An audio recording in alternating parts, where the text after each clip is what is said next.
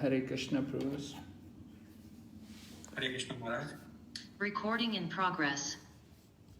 Om Jnanatimirandasya Gyananjana Shalakaya Chatsurmilitanyena Tasmai Shri Gurave Namaha. Nama Om Vishnu Padaya Krishna Pristaya Bhutale Srimati Bhaktivedanta Swaminiti Namane. Namaste Saraswati Devi Gauravani Pracharine Nirvishesha Shunyavadi Paschacha Deshatarine Vanchakalpatarubhyascha Kripa Sindhu Bhayevacha Patitanam Pavanebhyo Vaishnavibhyo Namo Namaha. Jai Shri Krishna Chaitanya Prabhu Nityananda Shri Advaita Gadadhar Shri Vasadi Gaur Bhaktavinda. Hare Krishna Krishna Krishna Hare Hare Hare Rama Rama Rama Hare Hare. So welcome everyone to our ongoing study of the third canto Srimad Bhagavatam, and we're studying Kapila Siksha. Today we're going to look at chapter number 31.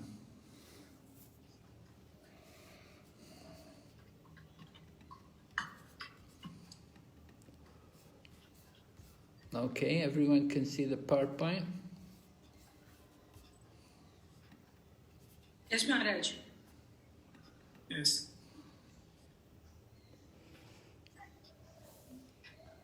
Okay, so chapter 31, the movements of the living entities.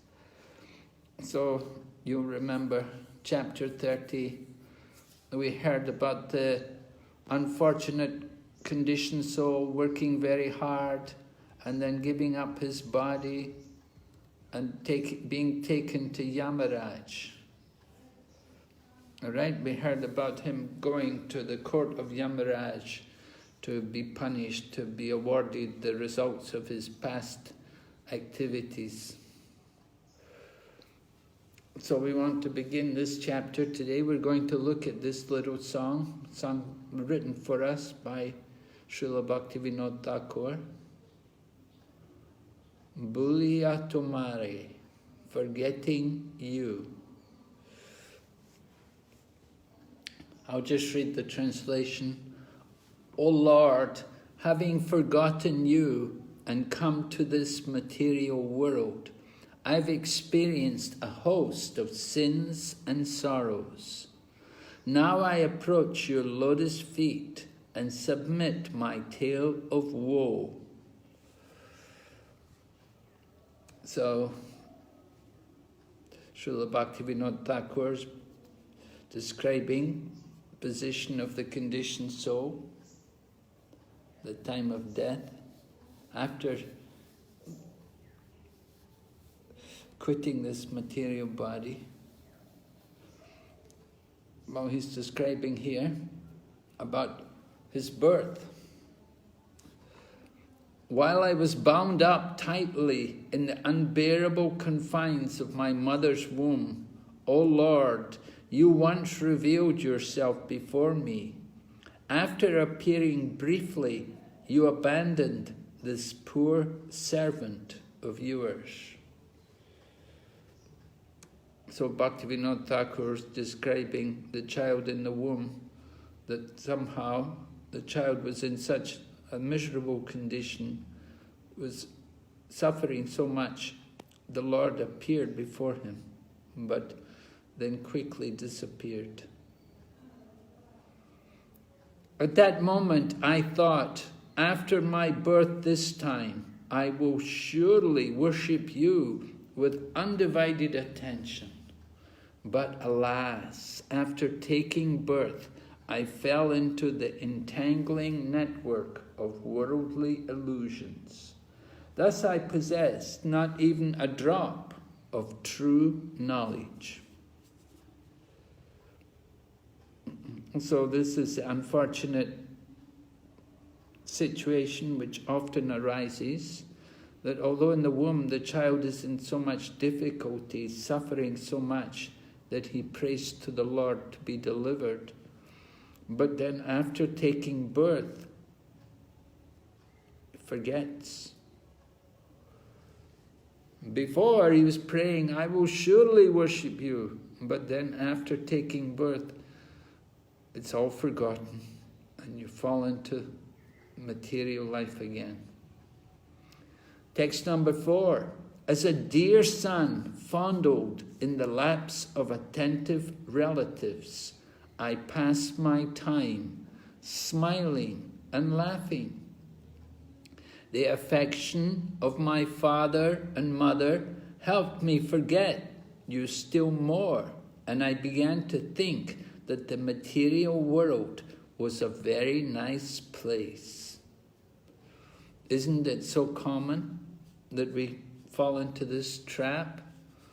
We become enamored with the affection and the loving exchanges between the family members and relatives, and it helps us to forget the Supreme Lord more.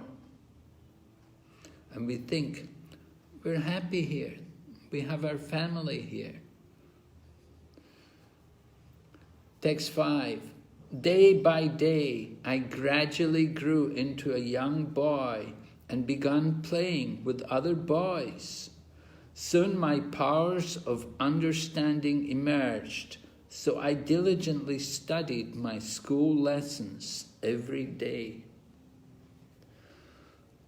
So Srila Bhaktivinoda Thakur now goes on to describe growing up, go to school, begin education, and this way you pass the time. Text 6. Proud of my accomplished education, I later travelled from place to place and earned much wealth, thereby maintaining my family with undivided attention. I forgot you, O Lord Hari.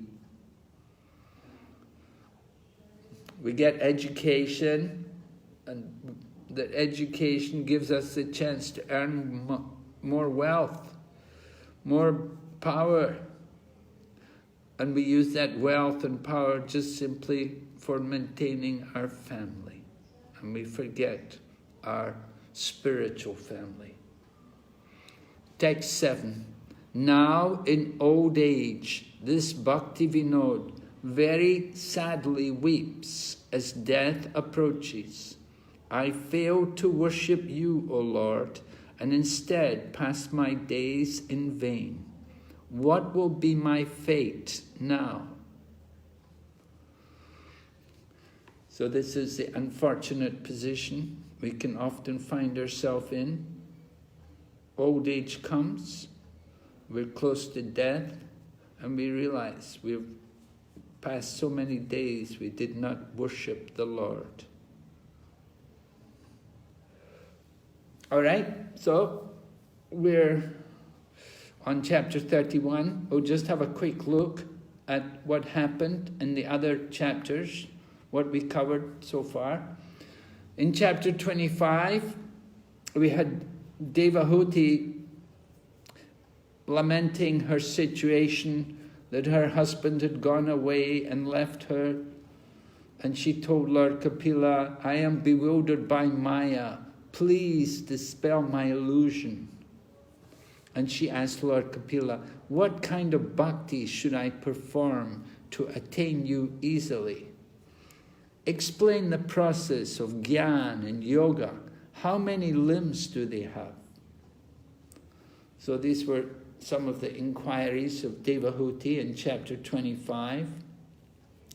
Then chapter 26, we heard the analytical description of the different elements of creation.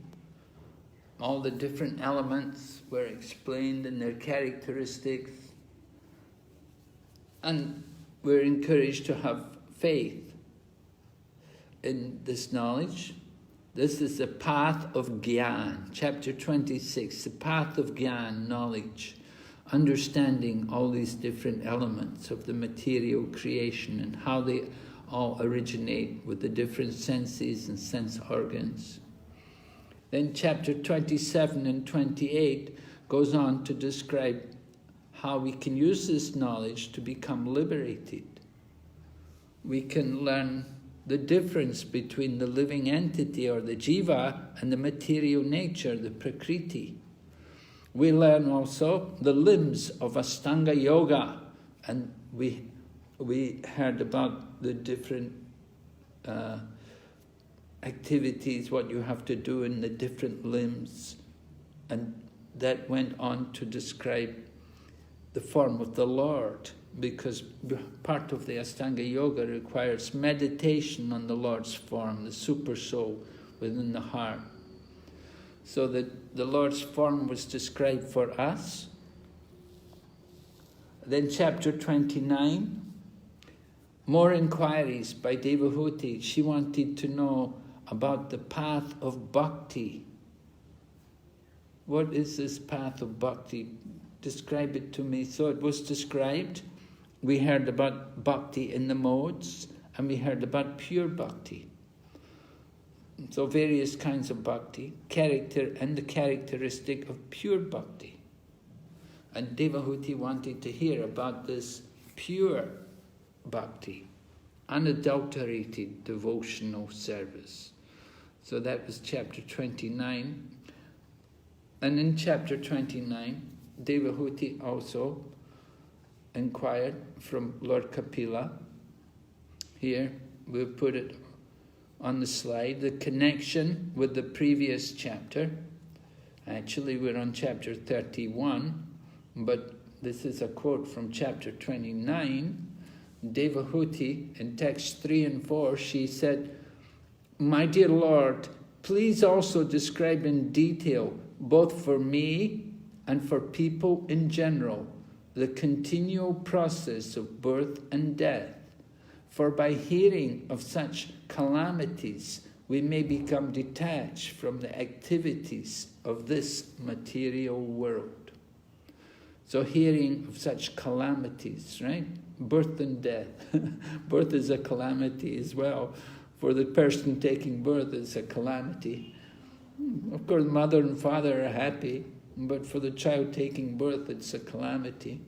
Taking birth and then dying. That may be a calamity for the relatives, but in some way it can be a great relief for the living entity to give up the material body. Okay, so hearing of these calamities, hearing about birth and death, we can become detached from the material world. Devahuti also went on to inquire, "Please also describe eternal time, which is a representation of your form, and by whose influence people in general engage in the performance of pious activities." So we did speak about time. That came up in chapter number 30. It was also there at the end of chapter 29. That came up more in chapter 30.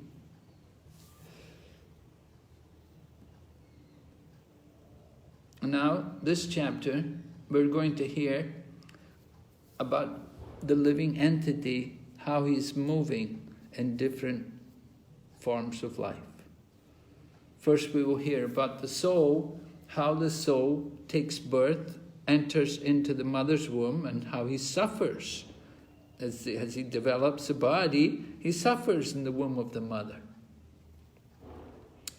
And then texts 11 to 21, we'll hear about the prayers offered by the embryo in the womb. Now, these prayers are not offered by every child, but there are some children, pious children, who are, have that tendency to pray to the Lord. Then when they're in the womb of the mother, they may pray. Not all children will do that, though. Sometimes it's misunderstood. Sometimes we think all the children in the womb pray. Not true. Then text 22 to 31, we'll hear what happens after the child takes birth. After coming out of the womb, while he's in the womb, he's praying to get out, but when he gets out, forgetfulness comes. Just like we just read Bhakti Vinod Thakur's song, forgetfulness comes after birth. And then we will hear about the danger of bad association. It's a very important point. Association, so important. We have to know what is good association and what is bad. So that's text 32 to 42. And the final verses in the chapter, we'll hear how we can reclaim our original nature. So those are the different sections of this chapter, 31, quite a long chapter, 48 verses. All right, so here's the first verse. The soul suffers in the mother's womb. Certainly, child suffers in the mother's womb. When the mother goes to the hospital, the doctors will often they'll give advice to the pregnant woman. You have to be careful what you eat and what you do. And if you pour hot liquids into your stomach, it's going to burn the child. And so many things, the spicy food and so on, it's all going to harm the tender skin of the child who is within the womb. Anyway, the first verse, very important verse, text 1, Sri Bhagavanuvacha Karmana Daiva Netrena Jantur Deho Papataye. Right? This is the famous part of the verse, often quoted. Karmana Daiva Netrena. The living entity takes birth under the control of two things, under the supervision of the Lord and according to the results of his work. So karmana daiva netrena, the supervision of the Lord. Translation, the personality of Godhead said, under the supervision of the Supreme Lord and according to the result of his work, the living entity, the soul, is made to enter into the womb of a woman through the particle of male semen to assume a particular type of body. So this is the law. According to the results of his work and under the supervision of the Supreme Lord, we enter into the womb.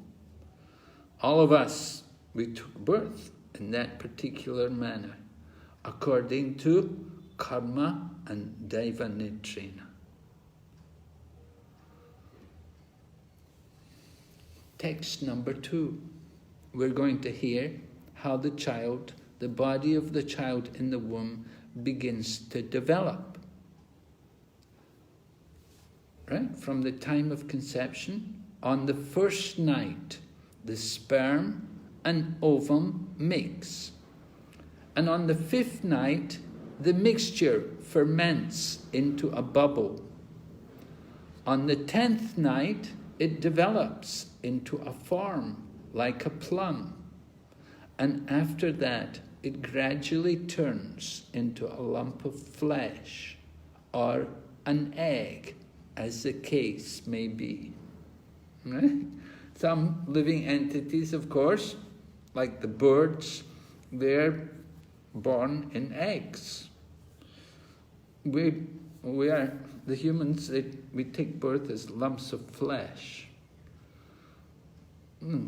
Different species have different methods of taking their birth. Okay, going ahead, text number 3. In the course of a month, a head is formed, and at the end of 2 months, the hands, feet, and other limbs take shape. By the end of 3 months, the nails, fingers, toes, bodily hair, bones, and skin appear, as do the organ of generation and the other apertures in the body, namely the eyes, nostrils, ears, mouth, and anus. So we're hearing how the body of the child develops.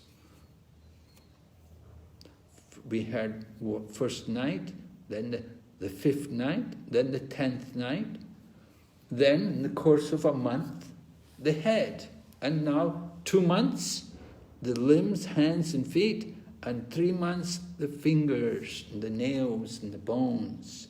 We can see how the body is developing. Text number 4.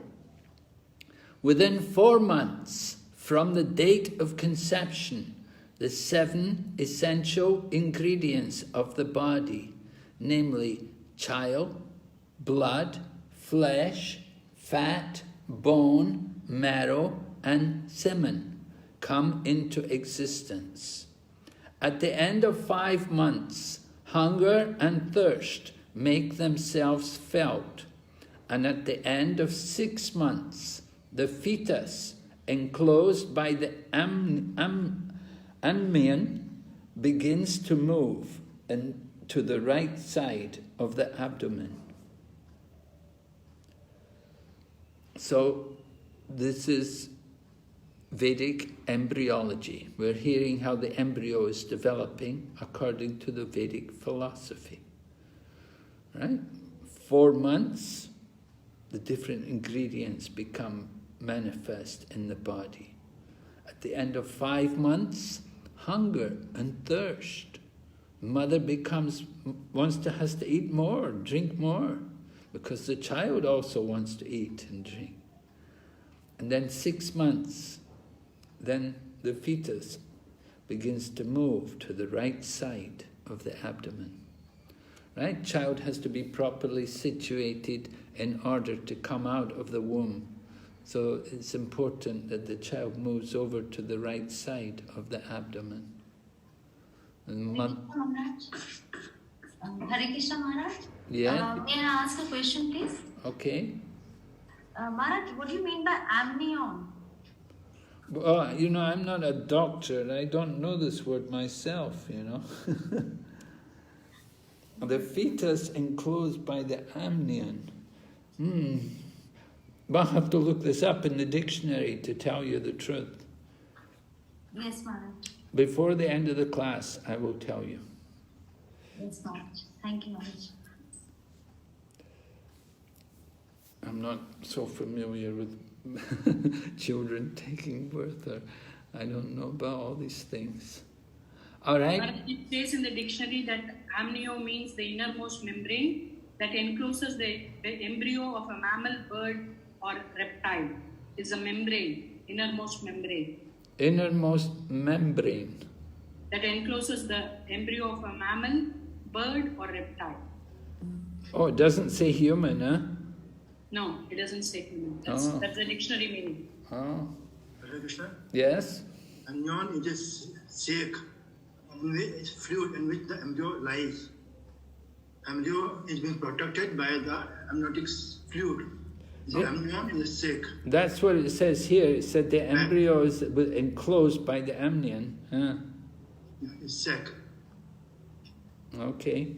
So that's your knowledge, or that's from a dictionary, Prabhu?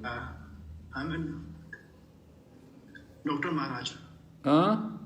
Prabhu is a doctor. Oh, you're a doctor. I see. Okay, then you should know, right? Yeah. Okay, very good. Thank you, Prabhuji. Thank you, Prabhu. Good to have you here. So doctor knows. And so the embryo is enclosed. At the end of 6 months, the fetus, enclosed by the amnion, begins to move to the right side. Okay?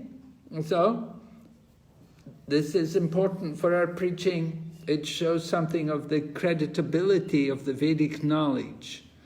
that there's very close similarity between the Vedic evidence and modern medical science. They pretty much agree with each other. We point out, Vedic science, however, is based on scriptural revelation, whereas the latter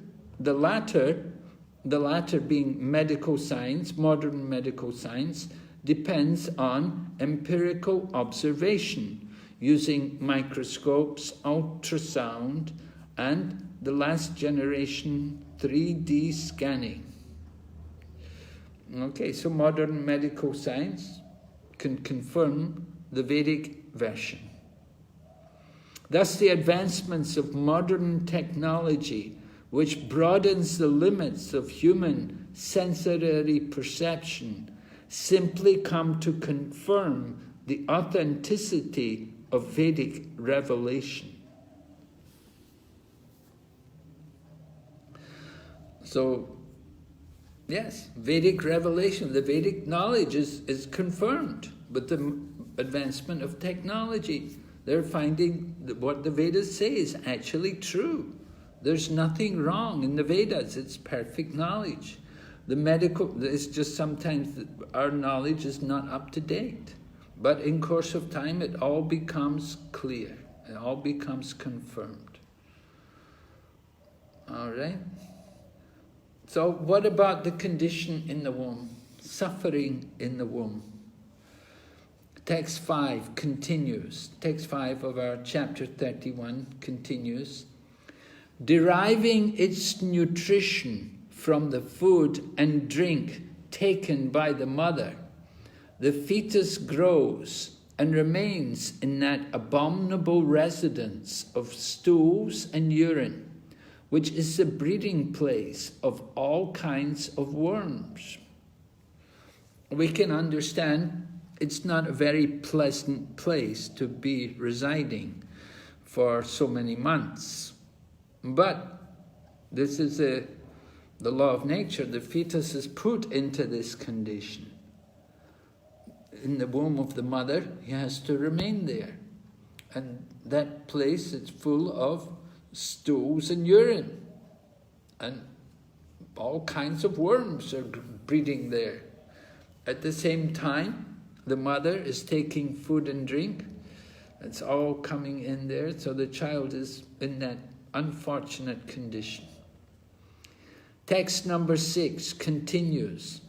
Bitten again and again all over the body by the hungry worms in the abdomen itself, the child suffers terrible agony because of the tenderness of the skin of the child, because the worms are biting its tender skin, so the poor living entity is really suffering. He thus becomes unconscious moment after moment because of the terrible condition. So because of the terrible condition, he's suffering. It's all suffering. He didn't take birth yet, it's suffering.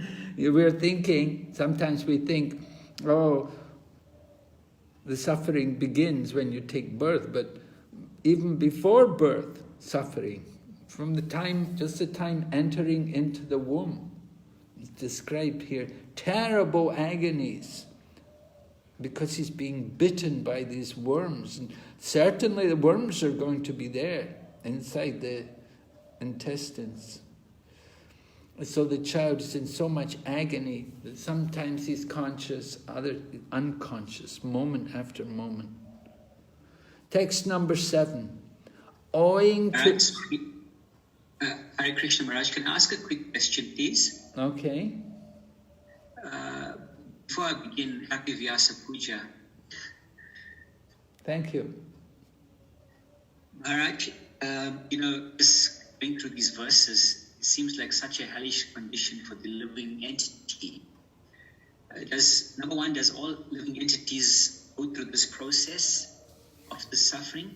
And secondly, what about devotees when they take birth in the wombs of mothers? So devotees and also, let's say, liberated souls like Srila Prabhupada. Does everyone experience the exact same thing like how it's being described here? Well,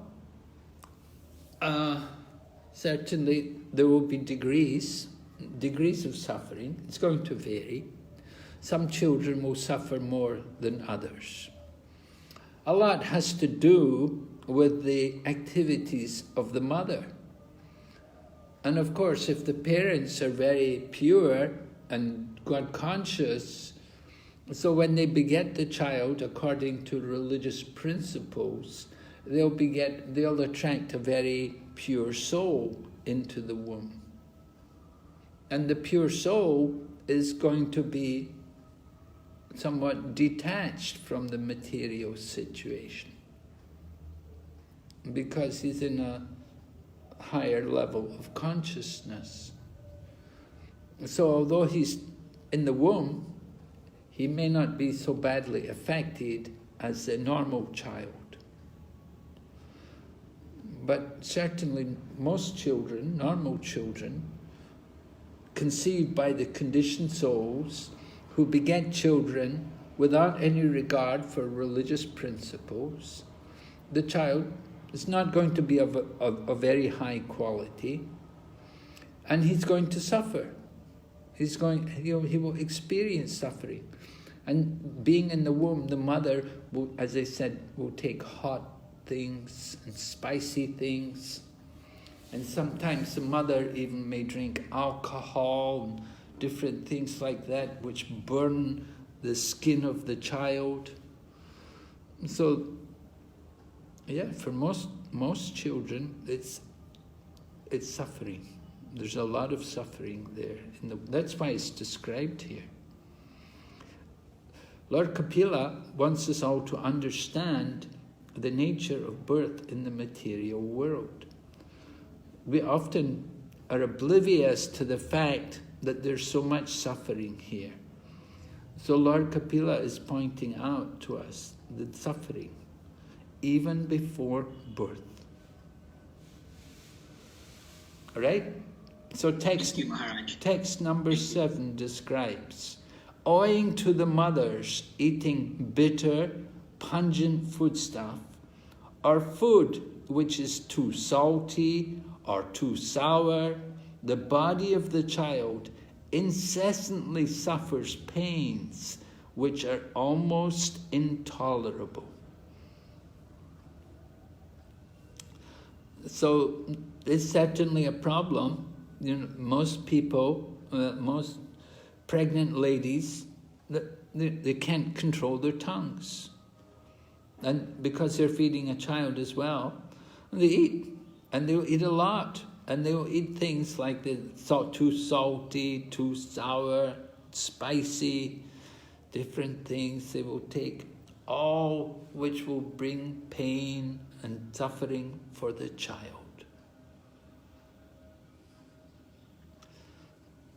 Because a newborn child, naturally the skin is very, very tender. And so these things, they'll cause so much pain, so much misery for the child. Going ahead, text number 8. Placed within the amnion and covered outside by the intestines, the child remains lying on one side of the abdomen, his head turned towards his belly, and his back and neck arched like a bow. All right? So you can just imagine the position. He's laying on one side of the abdomen, his head turned towards his belly. Okay, put the head down on the belly, and his back and neck arched like a bow. It's not a very pleasant condition. And you're covered. Text 9.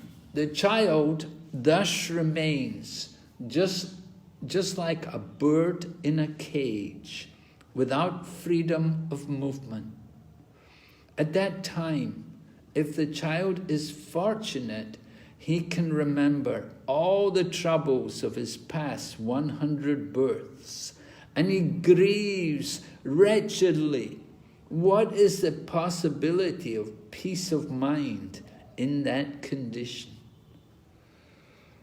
Oh, so the description is there, like a bird in a cage without freedom of movement. So the child in the abdomen is like that. Very difficult to move at all. But if he's fortunate, now, as we said, some children are fortunate. It will depend on their samskars, and that will, that their parents' behavior will be also, that will be related to the quality of the soul who is attracted into the womb. So if the child is fortunate, the child can remember all the troubles of his past 100 births. Oh, so you can understand how many births we have taken in this material world. So many births we have had. We don't remember any of them. But apparently at this time, when the child is there in the womb, he can remember, and he grieves very regrettably. So no possibility of peace in that condition. Text number 10. Thus endowed with the development of consciousness from the 7th month after his conception, the child is tossed downward by the airs that press the embryo during the weeks preceding delivery. Like the worms born of the same filthy abdominal cavity, he cannot remain in one place. So consciousness is developed there within the body of the child from the 7th month after his conception. And then the airs toss the child down, getting ready for delivery. Of course, only 7 months. It's going to be a couple of months before the child's going to be delivered. But the airs press down before the delivery.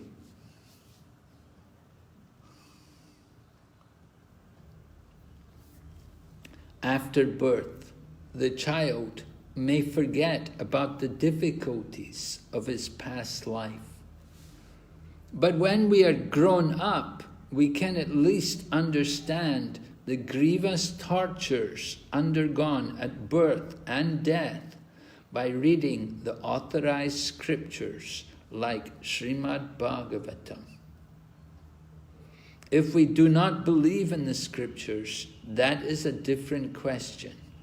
But if we have faith in the authority of such descriptions, then we must prepare for our freedom in the next life. And that is possible in this human form of life. One who does not take heed of these indications of suffering in human existence is said to be undoubtedly committing suicide. So the suffering is a warning to us that we don't belong here. We have to get out of this world. Continuing, it is said that this human form of life is the only means for crossing over the nescience of Maya, or material existence. We have a very efficient boat in this human form of body, and there is a very expert captain, the spiritual master. The scriptural injunctions are like favorable winds. If we do not cross over the ocean of the nescience of material existence, in spite of all these facilities, then certainly we are all intentionally committing suicide. So, Prabhupada's purport gives a strong warning to us that we have to make use of this human form of life. That's a great opportunity, right? So the human form of life is the boat to cross over the ocean of material existence. And we have the help of the captain, the spiritual master, and we have also the favorable breeze, the winds, to carry us across the ocean, which are there in the form of the teachings from the scriptures. So everything is there. All facilities are there to help us to cross over this ocean of material existence. And if we don't take advantage, then we are very foolish, like people who commit suicide. So this is from chapter 30, text number 9. We were just reading the purport there, it's relevant. Hare Krishna Maharaj, can I ask 2 quick questions, please? All right. Maharaj, just going through these verses, I had a thought and I need some enlightenment. I've heard so many variations on this particular question. The living entity, how does it come into the womb of a certain mother or father? Is it due to its karmic activities, by laws of nature? Does the soul choose the parents for further spiritual advancement? How does that take place? Well, we quoted the verse, right? Karmana daiva netrina. By karma and by the will of God, the Supreme Lord places the soul into the womb, which is most appropriate for that soul. So it's not by chance. It's all under the control of the Supreme Lord, that He knows each and every living entity's qualification, and He knows their past. So, according to the will of the Lord and according to the living entity's qualification, he's put into the appropriate situation to continue his material existence. Okay, thank you, Maharaj. Just my second question is, you mentioned that, only certain pious souls would offer praise to the Supreme Lord. So is it offering praise to the Supreme Lord or getting the audience of the Supreme Lord while in the womb? And then just further on to that, how is it then, why would the Supreme Lord give the audience to that living entity and then after birth the living entity forgets? I'm just trying to understand the reasoning behind that. Well, we should understand it's not the general situation, but there may be some fortunate souls who can see the Lord. They may be blessed with the divine vision, but it's not for everyone. Some fortunate souls may see the Lord when they're in the womb. Just like we know Maharaj Parikshit, the Lord came and saved him from the heat of the Brahmastra weapon. But it's not that it happens to every child, but certain children may be very fortunate. One reason is because they're suffering and they appreciate the misery of the existence and they actually pray to the Lord. Because when we're in difficulty, we have that nature. We often pray. We write pray. People who never pray, when they're in danger, they will pray. When their life's threatened, they may pray.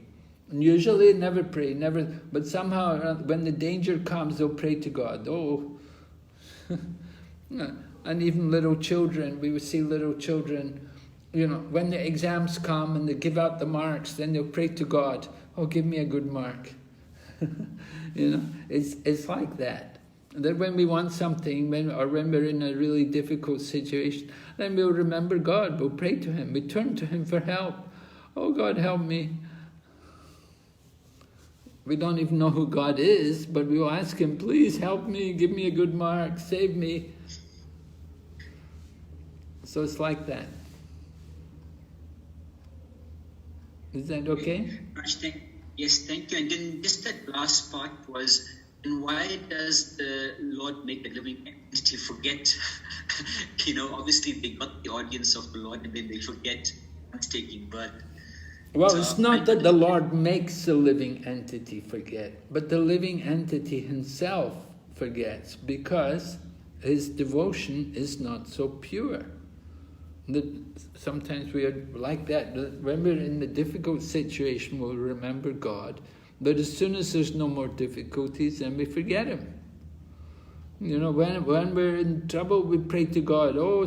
But as soon as we get money and we have no problem, then we just think of the money and enjoy the money. When we don't have any money, we're praying to God. Oh, give me money, give me a job, help me, save me. But when we have it, we don't. We don't bother. It's our free will. The Lord does not force Him. He does not force the living entities to pray to Him, but according to the natures of the living entities. Some will forget Him. Their material desires are satisfied. They don't need God anymore. They think the Lord is there simply as their order supplier. Thank you, Maharaj. That makes a lot of sense. Thank you. Okay, we'll go ahead. Here we have prayers in the womb. All right, so we're up to text number, well, that was text number, the last one was text number 10, right? Yes? So we're beginning text number 11. Oh, here we have text 11 on the screen for us, actually. The living entity in this frightful condition of life, bound by 7 layers of material ingredients, prays with folded hands, appealing to the Lord, who has put him in that condition. Oh, Krishna. All right, so does somebody have a book there? Or I have to turn on my... Yes, Maharaj. Would you like to read, Prabhu, text number 12? Okay, Maharaj. Shall I read the translation, Maharaj? Yes, just the translation, Prabhu, yeah. Okay, text number 12, translation. The human soul says, I take shelter of the lotus feet of the Supreme Personality of Godhead, who appears in his various eternal forms and walks on the surface of the world. I take shelter of him only because he can give me relief from all fear, and from him I have received this condition of life, which is just befitting my impious activities. Okay, would you like to keep reading, Prabhu? Okay, Maharaj. Text 30, translation. I, the pure soul appearing now bound by my activities, am lying in the womb of my mother by the arrangement of Maya. I offer my respectful obeisances unto him, who is also here with me, but who is unaffected and chainless. He is unlimited, but he is perceived in the repentant heart. To him I offer my respectful obeisances. All right, so we can see the prayer here. Shall I continue, Maharaj? No, just a minute, Prabhu. I just comment a little on this verse. The pure soul, the pure soul, the soul is pure, but we're covered by so many different desires and different reactions of our past activities. So we're now, as he says, bound by my activities, laying in the womb of my mother by the arrangement of Maya. The arrangement of Maya, Maya is the energy of the Lord. We said karmana daiva netrina, by karma and by the will of the Lord. So the soul, this child in the womb, prays to the Lord, offers obeisances unto the Lord. And he says, the Lord is also here with me. So the Lord is there in the womb, but the Lord is not affected. He's unaffected and changeless. So we see the Lord he's everywhere. He's also in the womb. He's not affected. He's unaffected. He's unlimited. But he's only seen by the repentant heart.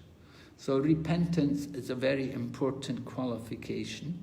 We have to regret that we have been very fallen and very sinful and we have to really want to change our heart. Okay? So we'll go ahead, Prabhu. Yeah, you want to keep reading, Prabhu? Yes, Maharaj. Text 14, translation. Yes. I am separated from the Supreme Lord because of my being in this material body, which is made of 5 elements, and therefore my qualities and senses are being misused, although I am essentially spiritual. Because the Supreme Personality of Godhead is transcendental to material nature and the living entities, because he is devoid of such a material body, and because he is always glorious in his spiritual qualities, I offer my obeisances unto him. So we see this soul within the womb. The previous verse said the Lord was with him, but now in this verse he's saying that the Lord is not here. He's saying, I'm in the womb. The living entity admits he's in the womb, but the Lord, he doesn't recognize the Lord as. He is always, because the Lord, well, what does he say?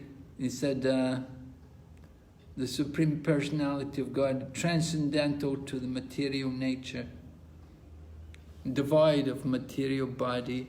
Okay, and because he's always glorious in his spiritual activities,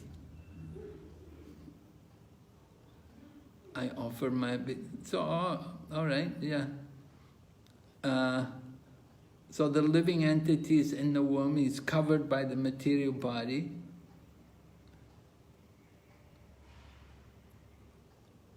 His qualities and senses are being misused. In other words, he's a conditioned soul. He admits he's a conditioned soul. He didn't know how to properly use his qualities and senses for the service of the Lord. So he's been placed into a material body. But he understands his spiritual nature. So you can understand this kind of soul is quite an advanced soul. He's taking birth, but he's quite advanced. He understands he's a soul. Okay, go ahead, Prabhu. Maharaj, may I ask one question, small question? Yeah, please. Yeah, Maharaj, in text 13, the soul felt that there is a presence of the Lord, right? And in the next text, like text 14, he considers himself to be separated from the Lord. So how in one text the soul is finding Supreme Personality of Godhead with him, and in the other text he is thinking that he is separated? Well, it could mean when the living entity is separated, it's like his desire is separated from the Lord. He's not in oneness. He's not in harmony with the Lord. Okay, Maharaj. Understood, Maharaj. Yes. Thank you, Maharaj. Maharaj, sorry, just a quick question, please. Yes. Mentions about the 5 elements. So at what point does the 5 elements start forming the body? In text 2, it says that on the 5th night, mixture ferments into a bubble. And then thereafter, it says into a lump of flesh. So these 5 elements that our material body is made up of, at what point does it start forming the body? Is it from the initial stage? From the initial, well, yes, that's what we heard. We heard the flesh. The flesh comes on the body, it's very tender. And then we heard gradually the formation of the different limbs of the body, and then the fingers and so on, and the nails and hair. And then we heard how the different elements also came into the body, and consciousness then came. So gradually, one after another, everything appeared. Right? Okay. Okay, Maharaj, the super soul, Kshiroksha Vishnu, is the super soul always with the living entity when it's in a material body or in the subtle body, or does the super soul come in to the heart when the body is being formed? I'm just trying to understand that. Well, the super soul accompanies the living entity. So when the living entity enters into that womb, the super soul comes with him. The super soul, of course, the living entity, he has to enter into that particle of semen, and he has to develop the body. But the Lord, who is the super soul, he's not going to change, he's not going to be taking a body or anything, but he accompanies the living entity. And together, they're in the heart. The living entity he's going to enter into the womb of the mother, through the semen of the father, he enters into the womb of the mother, and gradually the body develops. So the soul is there, and along with the soul is the super soul. Throughout the creation, throughout the development of the body, the super soul will be there. Yeah? Thank you, Maharaj. All right, that's text number... Yes, Maharaji? Maharaj, please, could you, in this text number 13, this purport, could you please explain this again? The individual soul becomes repentant, that he forgot his constitutional position, wanted to become one with the Supreme Soul, and tried his best to lord it over material nature. So could you explain this line once again, Maharaj? Well, this is why we're in the material world, that we have the tendency that we want to lord over the material nature, right? We're the prakriti of the Lord, but we're always struggling with the mind and senses. And the mind and senses, they want to dominate, they want to control, they want to exploit the resources of the material nature. You know, we're thinking, I don't have enough. I need more. I want more money. I want more. We're always trying to get more. So this is the problem why we're in the material world. But when the child is within the womb, at that time he sees the Supreme Lord, and he sees the Lord, how the Lord is unlimited. So it's described, the Lord, that Supreme Lord, who is the Super Soul, he is perceived in the repentant heart. So we have to feel regret and sorrow that we're fallen and sinful, that we've exploited the material world, that we had the tendency to want to enjoy independent of the Lord. So when we regret that, then we're more able to perceive the Lord. Yes? You understand, Maharaji? Yes, Maharaj. Thank you, Maharaj. Okay, we'll go ahead. Oh, here's a quote here from the purport of text 13. It is said here, Atapyamana hridaye vasitam.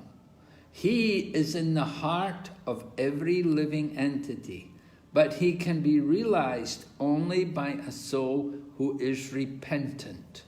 The individual soul becomes repentant that he forgot his constitutional position, wanted to become one with the Supreme Soul, and tried his best to lord it over material nature.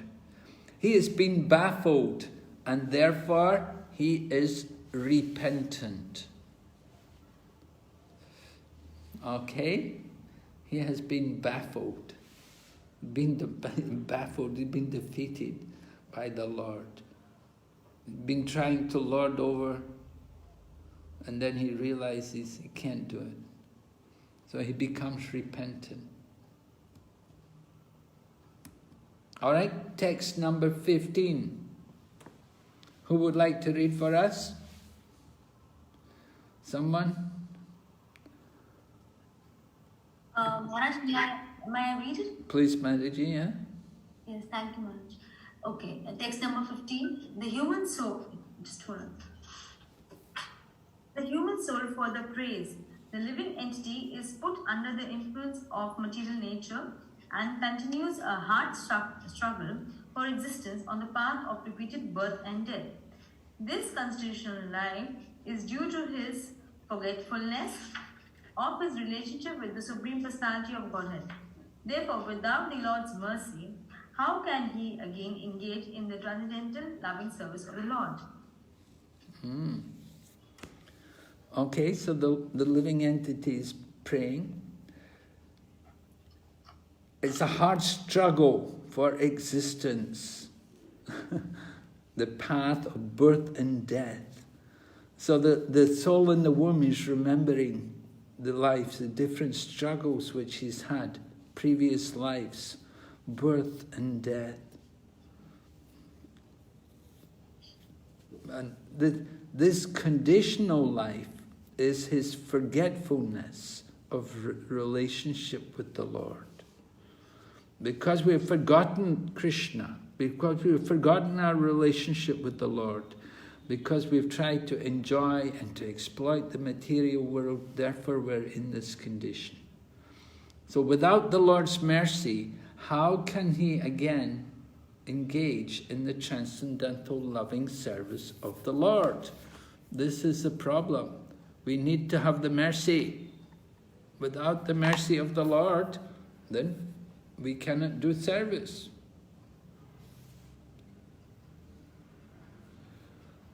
All right, we'll go ahead. Text number 16. Keep reading, Mataji. Yes, Maharaj. Text number 16. No one other than the Supreme Personality of Godhead, as the localized Paramatma, the partial representation of the Lord, is directing all inanimate and animate objects. He is present in the three phases of time past, present and future. Therefore, the conditioned soul is engaged in different activities by his direction, and in order to get free from the threefold miseries of the conditioned life, we have to surrender unto him only. Okay, yes. We have to surrender to the Supreme Lord. He's the only one who can really save us. Keep reading. Text 17. Fallen into the pool of blood, stool and urine within the abdomen of his mother, his own body scorched by the mother's gastric fire, and embodied soul, anxious to get out, counts his months and prays, "O my Lord, when shall I, a wrecked soul, be released from this confinement?" Oh, right. So this is the prayer.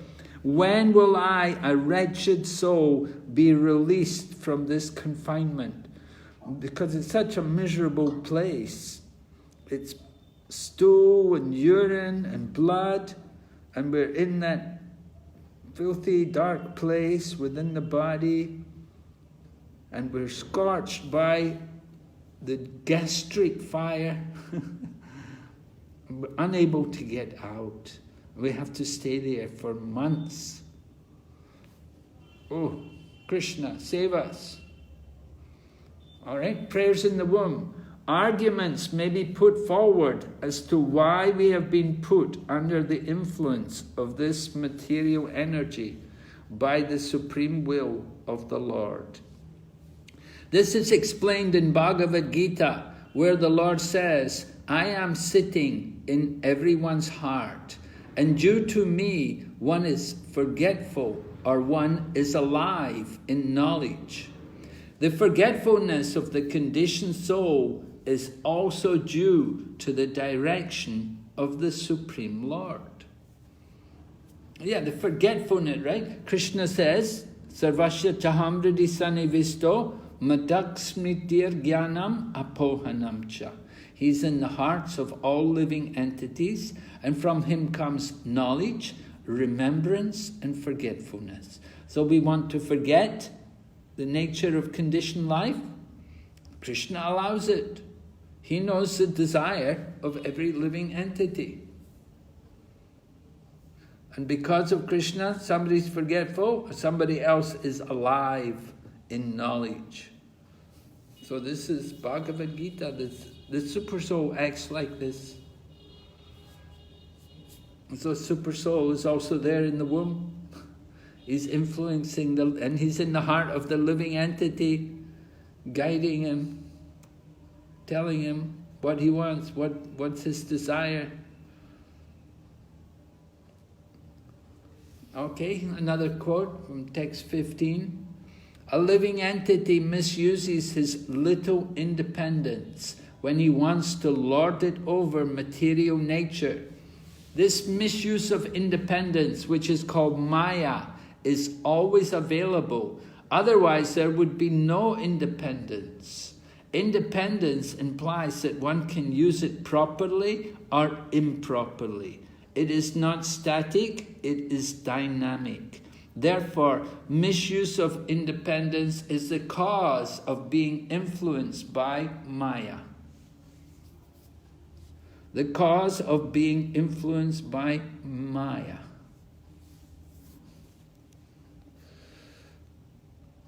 Misuse of our independence, right? We're given that little bit of independence and we misuse it. We can use it properly or not. And when we misuse it, then we become influenced by the Maya, by the illusion.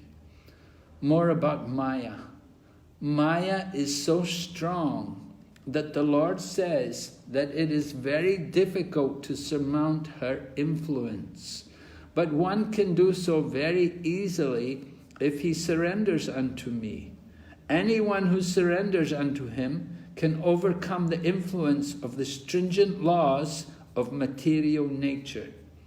It is clearly said here that a living entity is put under the influence.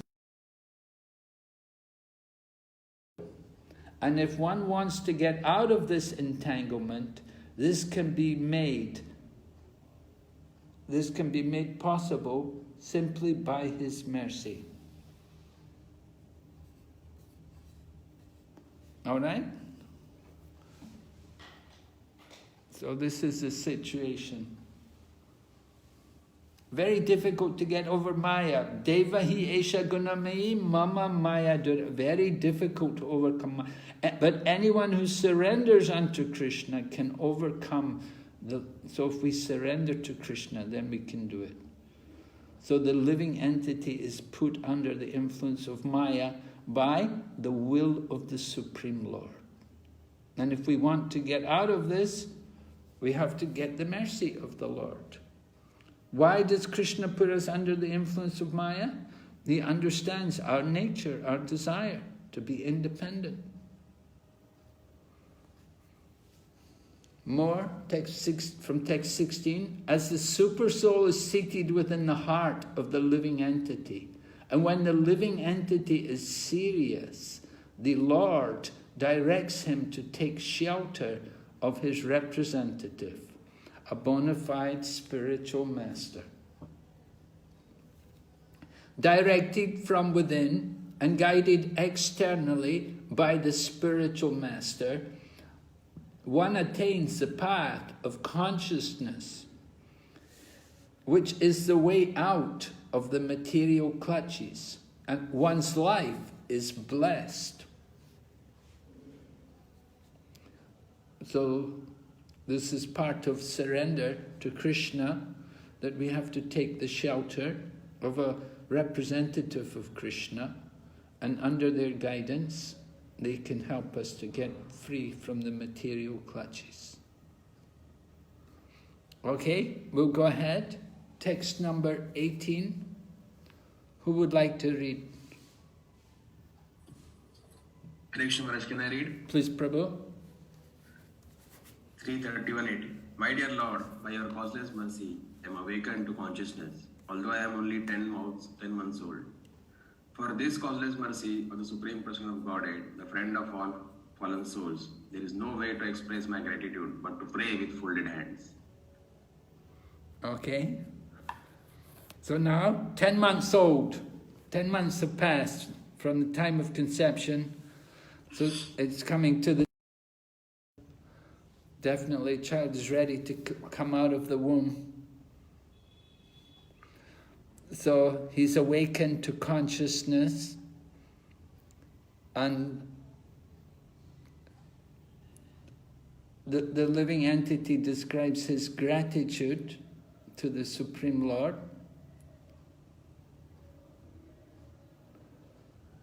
And he's praying with folded hands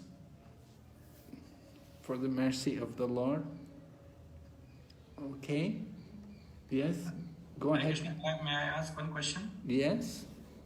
Maharaj, actually when the child is born, then he has less developed consciousness. He cannot speak and he cannot, he does not have that much consciousness to understand who is the Lord and how he can make these kind of elaborate prayers, and he can understand his repentant nature because of his misuse of independence. So that kind of brain development or intelligence development, is it having, so that these kind of elaborate prayers he may do in the womb?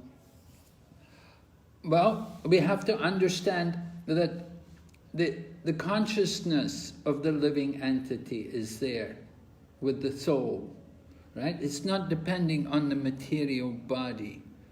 The consciousness is carried from the previous life. That consciousness which we had developed over many lives in the material world. So that consciousness accompanies the soul. Certainly it's a symptom of the soul. It's a consciousness which is a symptom of the soul. As the sunlight is the symptom of the sun, consciousness is the symptom of the soul. And so to offer prayers to the Lord and to remember the relationship with the Lord, it is not material. It's coming due to the consciousness which the living entity had acquired. Yes, Maharaj. So basically, when the soul is in the womb, it is in a kind of a spiritual consciousness, and when he's outside the womb, he is entrapped into the material consciousness. Well, the soul, it's not that the soul is in... the soul is always pure, but at different times it's covered. And you see, certainly, as we hear, when the soul takes birth, the living entity becomes enamored by the material energy, and he forgets his spiritual position. It's like that when he's in the womb and he's in great difficulty, he's praying to the Lord. Oh, just get me out of here, certainly I will worship you. But as soon as we get out, oh, it's so easy to forget. Yes, Maharaj. Thank you, Maharaj. We will be hearing what happens to the living entity. Now he's in the womb and he's suffering and he's praying to the Lord. I will certainly worship you, just let me out. He's suffering so much difficulty, very cramped conditions and not pleasant at all. A lot of suffering, worms are biting the tender skin, and the mother also, she's feeling also difficulty. She wants to eat things and drink things which are going to harm the skin of the child. So the child in the womb is really in a difficult position there. And he's praying to the Lord. Some fortunate children pray to the Lord. But when he gets out, then it's real easy to forget again. Okay, keep reading. Maharaj, sorry, Maharaj, just a quick question if that's okay. Okay. So Maharaj, this subject matter is a bit foreign to me, I'll be honest, as well. Here it's saying in verse 18, although I am 10 months old, but as far as my knowledge, seeing from other people, birth takes place at 9 months or earlier. Like, by whose arrangement does that birth also take place? Is it by the Lord when time has come for the child to take birth? Because sometimes we even find that, parents arrange with the doctors prematurely for the birth to take place of the child.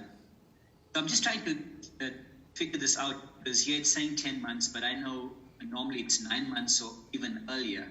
Well, Chaitanya Mahaprabhu was in the womb for many months before he took birth. He was in the womb, I think it was 14 months before he took birth.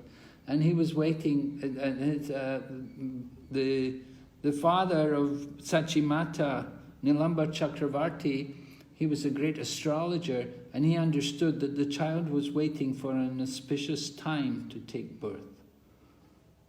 So sometimes it's like that. And you see also Lord Krishna also, he was in the womb for some time before taking birth. It wasn't, I think it was more than the usual time. So, yeah, and Sukadev Goswami, he didn't want to come out, right? Sukadev Goswami was in the womb for 16 years. And then you have also when Diti was pregnant with Hiranyakashipu and Hiranyaksha, she kept them in her womb for a long time, I think 100 years or something, before she gave birth. So there are a lot of different cases. Okay, and Maharaj, then regarding like ordinary living entities like myself, who determines at what time or what particular date the living entity takes birth? Is it preordained? Is it by the Lord's arrangement? Well, and it's time for this. Everything, we said karma and daiva netrina. Yes, according to our karma and the laws of nature, the will of God and the laws of nature. These two things. Okay. Thank you, Maharaj. Of course, nowadays people do things like cesarean operations and so on. And sometimes even people, they'll pick up a particularly auspicious time and say, this is when I want my child to be brought out the womb, They'll calculate very, it's not done a proper way, but they try to take advantage. They try to change the karma by having their child take birth at an astrologically good time. It's not quite proper. Not proper at all. There's repercussions to that, Maharaj? If someone has like C-section in that instance? Well, you can't cheat God. We try to do these things, we try to take advantage, try to control the material nature ourselves. You can't do it. We just end up cheating our own self. The Supreme Lord's the Supreme Controller. And we have to surrender to Him. Okay, text 19. The living entity in another type of body sees only by instinct. He knows only the agreeable and disagreeable sense perceptions of that particular body. But I have a body in which I can control my senses and can understand my destination. Therefore, I offer my respectful obeisances to the Supreme Personality of Godhead, by whom I have been blessed with this body, and by whose grace I can see Him within and without. This is a very interesting prayer from the living entity. So we see by instinct, we know what we like and what we don't like. So different things appear to be agreeable and disagreeable. But the living entity said, I can control my senses and understand my destination. Well, that's very good. If you can control the senses and you can understand what his actual destination is. Maharaj, may I ask one question in this one? Yes. See, Maharaj, that in the previous verse, like generally it is seen that the birth time is 9 months. So you mentioned that in different cases, different duration is taken by the body to come out of the womb. And in this one, it is said that it sees only by instinct. So this instinct is basically some kind of nature of the living entity or the sanskaras of the living entity by which it has acquired some desires. So he sees another type of body means what? The first sentence in the text 19, the living entity, another type of body, sees only by instinct. The living entity in another type of body sees only by instinct. Well, yeah, the living entity, remember, he's spiritual by nature. He's in his the spirit soul was there. What does Prabhupada talk about it in the purport here? Prabhupada talks about the different species, how there are different forms of life and different consciousness, different stages of evolution. And the human form is supposed to be the highest because we have the maximum consciousness. It's the opportunity to get out of birth and death. And the fortunate child in the womb, he can understand his superior situation, that he has an opportunity better than other forms of life. The animals and the trees and the fish, they don't have the same opportunity which the human have. And so different bodily necessities. The human form of life, consciousness is so developed that we can understand our position and we can realize ourselves and we can come to understand the Supreme Lord. So the living entity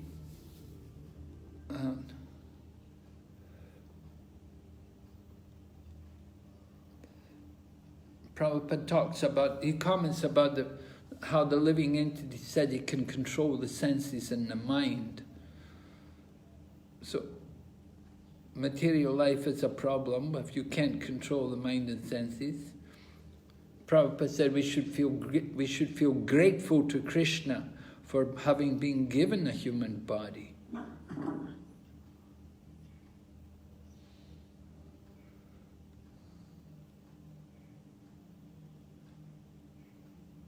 And of course the purpose of our life, we want to realize the Supreme Lord. We should try to see Krishna. We want to see Krishna and want to see our own self.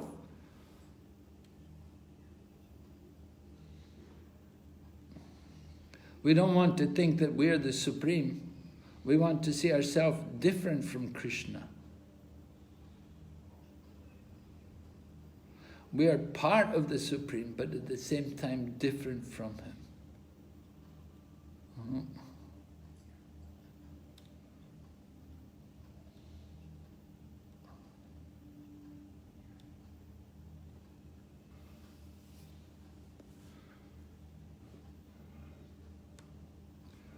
Now we're under the control of the Supreme Lord. And the living entity, you can see in his prayers, he understands that. He understands. He said, I have been blessed with this body, by whose grace I can see Him within and without.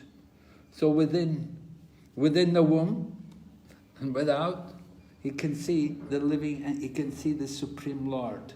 He can see the difference between the Lord and himself. There's the Lord who's the master, and there's the living entity who's his servant.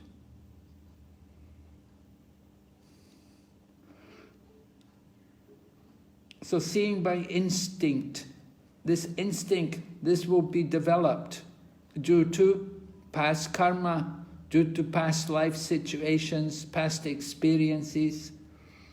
Different living entities will have different experiences, they will develop different kinds of instinct. according to our instincts. You know, somebody, what is agreeable and what is disagreeable. Just like we are, as vegetarians, you know, if somebody offers us something which is non-vegetarian, it's not agreeable to us.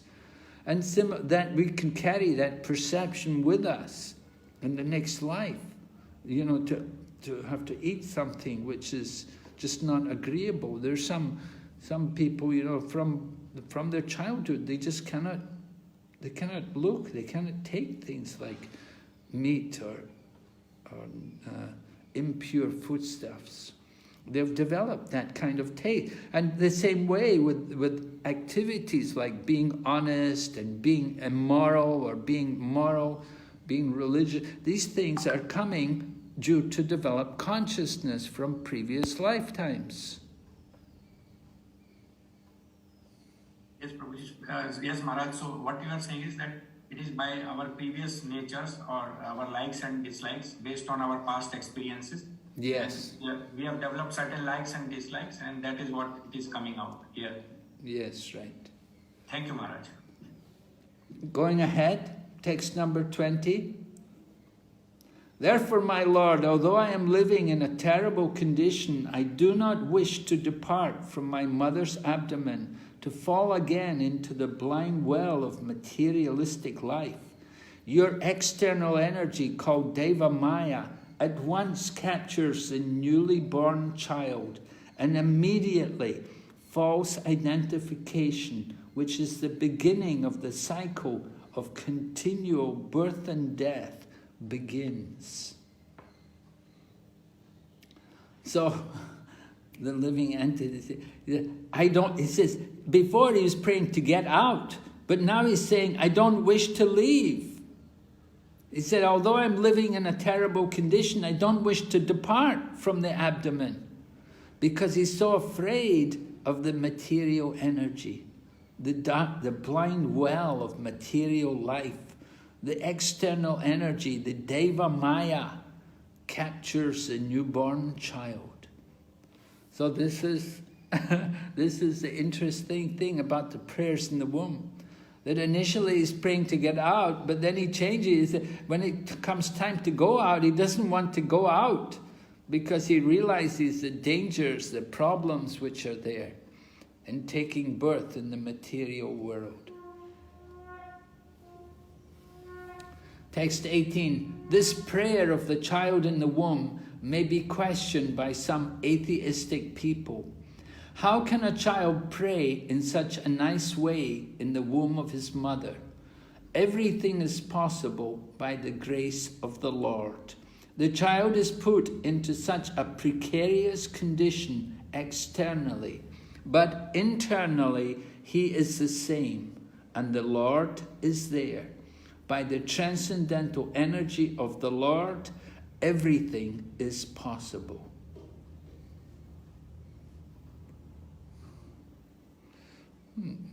Atheists, what do they know? They don't know it. They can't explain anything. The child prays, I am suffering now, but when I take birth, I will immediately begin to identify with my body due to Maya's plan. I will then become a materialist and further extend my suffering. Better that I remain in this womb despite my present misery. Jai. Better I remain. That was Sukadeva Goswami. He was thinking like that. He stayed in the womb 16 years. Then text 21. Therefore, without being agitated anymore, I shall deliver myself from the darkness of nescience with the help of my friend, clear consciousness. Simply by keeping the lotus feet of Lord Vishnu in my mind, I shall be saved from entering into the wombs of many mothers for repeated birth and death. And then from text 21, one does not need any material arrangement to cultivate consciousness. One can cultivate consciousness anywhere and everywhere provided he can always think of the Maha Mantra.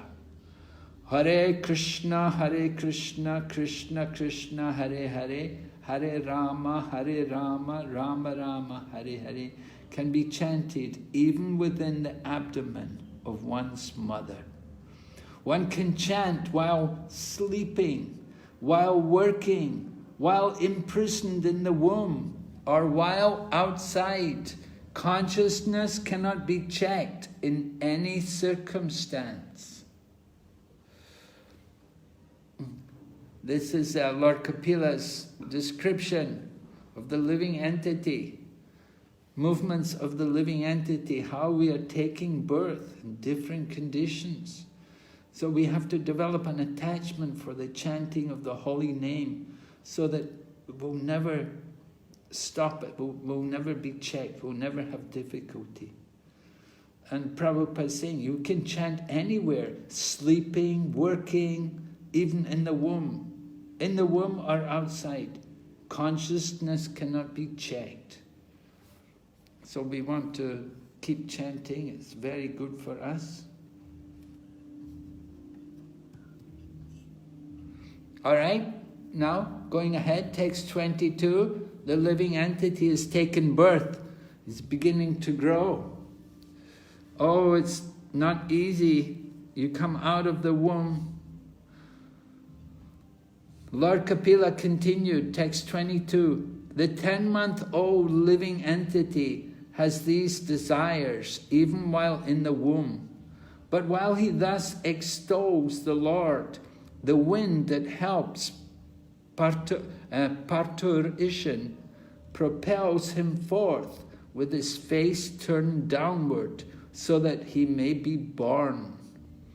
All right, so a living entity, 10 months old, he's been in the womb. And sometimes people say, well, we don't believe children in the womb are alive. They only take birth when they come out the womb. But from the time of conception, life is there. It is just not developed very much. Anyway, after 10 months in the womb, the child is ready to take birth, and he comes out, and the wind pushes the child down, his face turned downwards, so that he comes out of the womb. Pushed down, right? Coming out head first.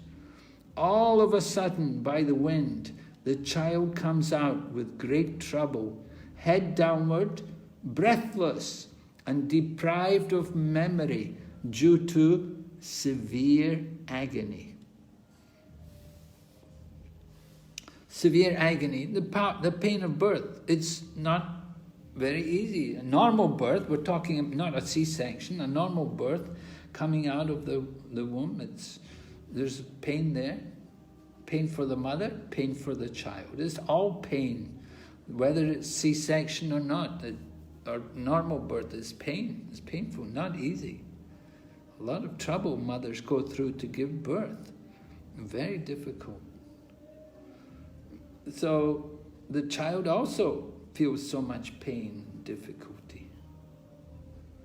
Then text 24, the child thus falls on the ground, smeared with stool and blood, and plays just like a worm germinated from the stool.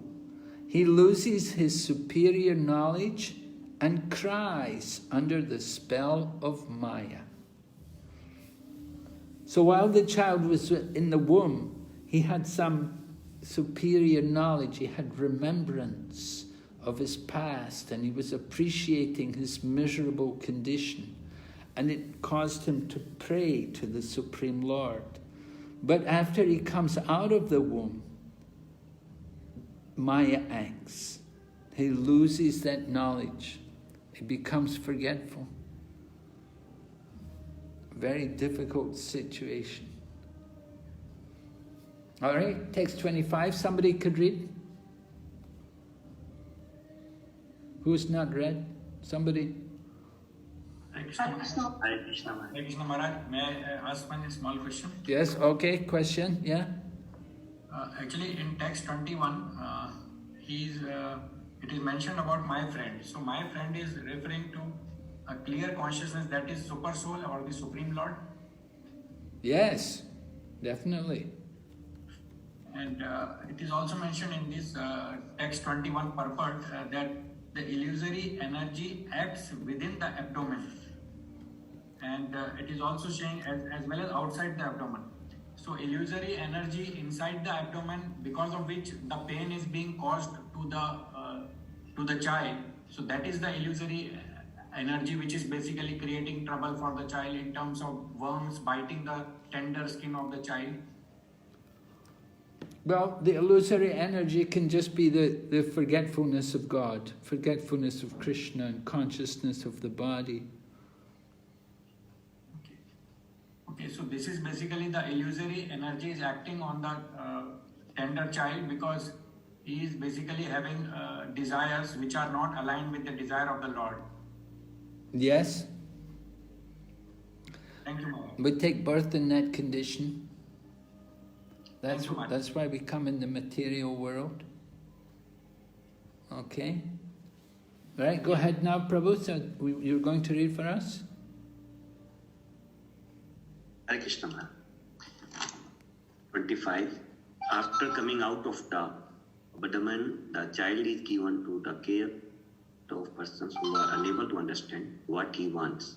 And as he is nursed by such persons, unable to refuse whatever is given to him, he falls into undesirable circumstances. So the child comes out of the womb and he's given to persons who are unable to understand what he wants, right? The child hasn't learned to communicate. And so he's nursed, he's taking care of it. Sometimes they want to feed the child doesn't want to eat. Sometimes the child has got some pain, the child cannot tell the mother, I've got this pain, I've got this stomach pain, I've got problem.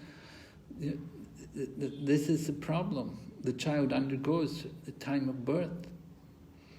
And the mother will give medicine. Oh, my child has got some problem. The mother will give medicine to the child. The child doesn't want the medicine, but he can't refuse. The mother forces it into the child. And this way, this is the undesirable circumstances. There's no communication with the birth. Go on reading, Prabhu. 26. Laid down on a fold bed infested with sweat and germs, the poor child is incapable of scratching his body to get relief from his itching sensation, to say nothing of sitting up, standing, or even moving. Yeah, the child is just born, so the child cannot move for himself. He cannot stand up, he cannot sit or anything. He's just lying there, he's just born, he hasn't got the ability to move and to situate himself in any condition. And he's laying there, covered with sweat and germs. If he has itching on the body, he can't scratch it. He can do nothing. Go ahead. In his helpless condition, gnats, mosquitoes, bugs, and other germs bite the baby, whose skin is tender, just as smaller worms bite a big worm. The child, deprived of his wisdom, cries bitterly. All right, so very clear description. So many things come, mosquitoes, bugs, germs, all biting the tender skin of the baby. And so this way the child cries so much. Go ahead. In this way, the child passes through his childhood, suffering different kinds of distress, and attains boyhood.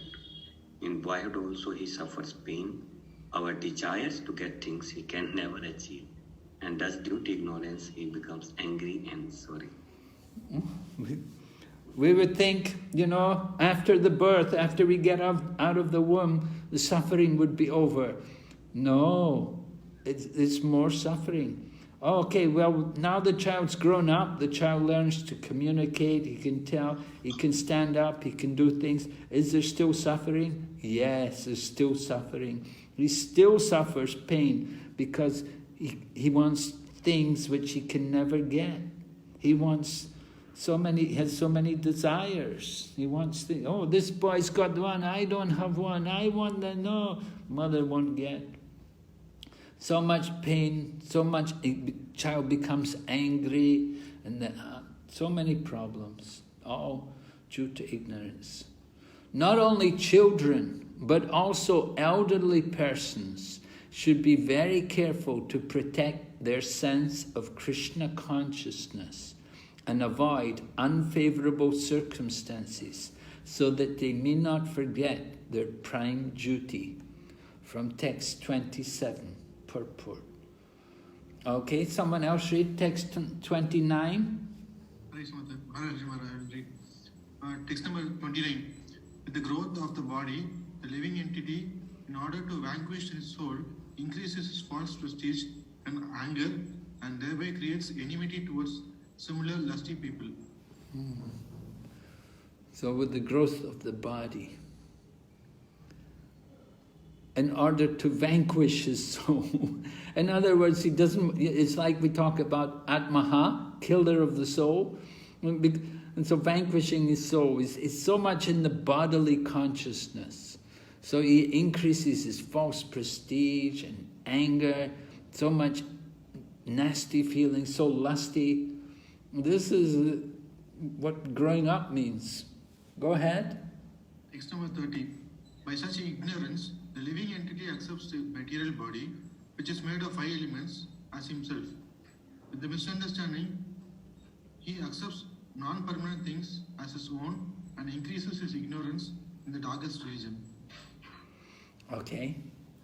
So he accepts the material body. And so this is aham and mamiti. I am the body, this belongs to me. Go ahead. 631. For the sake of the body, which is a source of constant trouble to him, and which follows him because he is bound by ties of ignorance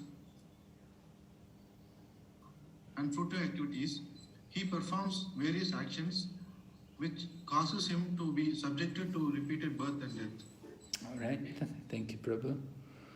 So you see material life. Ignorance. Because of ignorance, he's attached to the results of work. He's performing many activities, all activities which are going to cause him to take birth again in the material world. Birth again and again. All right, now we're coming on to the next section. We're going to hear about the bad association. If therefore the living entity again associates with the path of unrighteousness, influenced by sensually minded people engaged in the pursuit of sexual enjoyment and the gratification of the palate, he again goes to hell as before. So the path of unrighteousness, meaning uncontrolled senses, particularly a desire to enjoy the opposite sex and to satisfy the belly by eating all kinds of impure food stuff. One who aspires to reach the culmination of yoga and has realized his self by rendering service unto me should never associate with an attractive woman. For such a woman is declared in the scripture to be the gateway to hell for the advancing devotee. Now when ladies should lead, when a Mataji reads this, she should, where it says woman, you should simply put man, right? And so you should never associate with an attractive man, for such a man is declared in the scriptures to be gateway to hell for the advancing devotee. You just have to reverse the situation, you see? Man is bad association for woman, and woman is the bad association for the man. This is text number 38, right? Lord Kapila tells his mother, just try to understand the strength of my Maya in the shape of women, who, by the mere movement of her eyebrows, can keep even the greatest conquerors of the world under her grip. Right? Behind every great man, there's a greater woman. So this is the power of women, the strength of, the Lord said, my Maya in the shape of a woman that she can control. So we're warned about the danger of family life. We have to be careful for that. Text number 40. The woman created by the Lord is the representation of Maya, and one who associates with such Maya by accepting services must certainly know that this is the way of death, just like a blind well covered with grass. This is a very, very powerful section of Srimad Bhagavatam. And it's very unique, actually, in the Srimad Bhagavatam, this section. Lord Kapila is speaking very powerfully. He wants to detach all of us from material existence. Text number 41. Someone read? Yes, 341. A living entity who, as a result of attachment to a woman in his previous life, has been endowed with the form of a woman, foolishly looks upon Maya in the form of a man, her husband, as the bestower of the wealth, progeny, house, and other material assets. Is it true? A living entity is an attachment to a woman in his previous life, so next life he gets the form of a woman. And the woman naturally looks upon the form of the man, her husband, to give her everything she wants. Money, children, house. It should all come from the husband, of course. Go ahead, text 42. Text 42. A woman therefore should consider her husband, her house, and her children to be the arrangement of the external energy of the Lord for her death, just as the sweet singing of the hunter is death for the deer.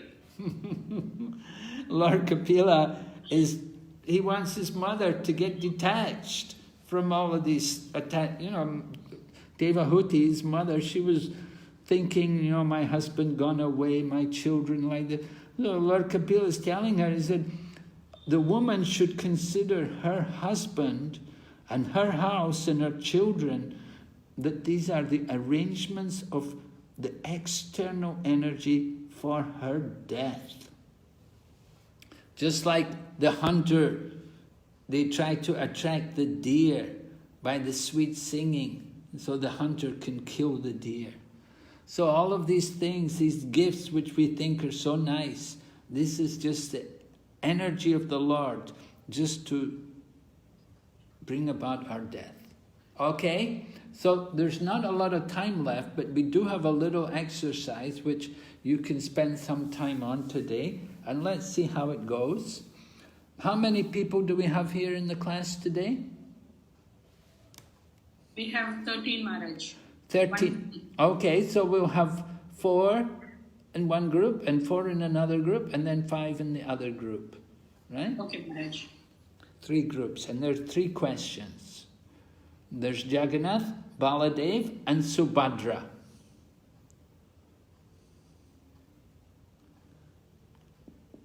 Can I open the rooms, Maharaj? All right. And I still have to tell the questions for each group. Okay. Right? So the Jagannath... There are 3 rooms, Maharaj. 3 groups. Yes. Room 1, room 2, room 3. All right. Room 1, Jagannath. Room 1 will be Jagannath. Room 2 will be Baladev. And room 3, Subhadra. So, room 1, Jagannath. Your question is, association of women is the gateway to hellish life. Kindly discuss text 38 to 40 and discuss this statement. What do you have to say about it? This is the gateway to hellish life? Association with women? Kindly discuss and we'll get your feedback. And then group 2, Baladev group. The body of a man has greater opportunity to get out of the material clutches text 41. And then group 3, Subhadra group. Women is a wonderful creation of Maya to keep the conditioned soul in shackles. You have a longer section here. You have to look through texts 32 to 39. Group 2, you're only working with text 41. And group 1, you're looking at text 38, 39, and 40. Is it clear? Okay? How many minutes, Maharaj? Well, 5 minutes, I guess. And see how you do, you know. 5 minutes will be less time, Maharaj. Okay, then 10 minutes. All right, I don't mind. The rooms are open, please join.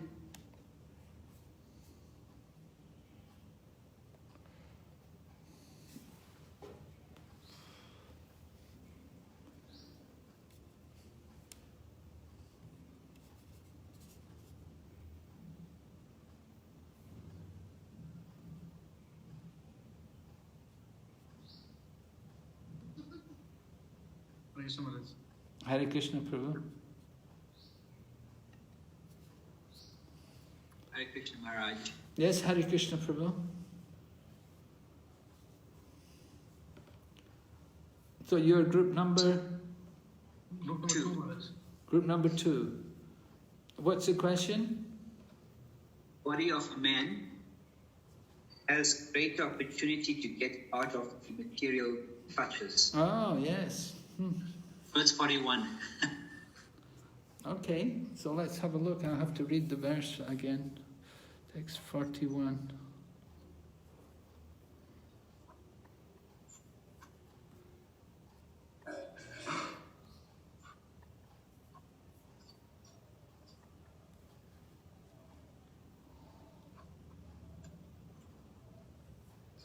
Text 41 is a living entity who, as a result of attachment of the woman in his previous life, has been endowed with the form of a woman, foolishly looks upon Maya in the form of a man, her husband, as a bestower of wealth, progeny, house, and other material assets. Okay, yes. From this verse, it appears that a woman is also supposed to have been a man in his or her previous life. And due to his attachment to his wife, he now has the body of a woman. Bhagavad Gita confirms that a man gets his next life birth according to what he thinks of at the time of death. If someone is too attached to his wife, naturally thinks of his wife at the time of death, and in his next life he takes the body of a woman. Similarly, if a woman thinks of her husband at the time of death, naturally she gets the body of a man in the next life. In the Hindu scriptures, therefore, women's chastity and devotion to man is greatly emphasized. A woman's attachment to her husband may elevate her to the body of a man in her next life, but a man's attachment to a woman will degrade him, and in his next life he will get the body of a woman. We should always remember, as stated in Bhagavad Gita, both the gross and subtle material bodies are dresses. They are the shirt and coat of the living entity. To be either a woman or a man only involves one's bodily dress. The soul in nature is actually the marginal energy of the Lord. Every living entity being classified as energy is supposed to be originally a woman, or one who is enjoyed. In the body of a man, there is a greater opportunity to get out of the material clutches. There is less opportunity in the body of a woman.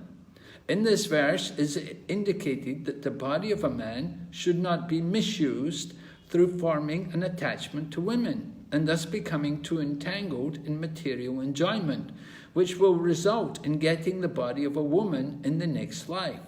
A woman is generally fond of household prosperity, ornaments, furniture, and dresses. She is satisfied when the husband supplies all these things sufficiently. The relationship between man and women is very complicated, but the substance is that one who aspires to ascend to the transcendental stage of spiritual realization should be very careful in accepting the association of a woman. In the stage of Krishna consciousness, however, such restriction of association may be slackened if a man's and woman's attachment is not to each other, but to Krishna. Then both of them are equally eligible to get out of the material entanglement and reach the abode of Krishna. As it is confirmed in Bhagavad Gita, anyone who seriously takes to Krishna consciousness, whether in the lowest species of life, or a woman, or of the less intelligent classes, such as the mercantile or labourer class, will go back home, back to Godhead, and reach the abode of Krishna. A man should not be attached to a woman, nor should a woman be attached to a man. Both man and women should be attached to the service of the Lord.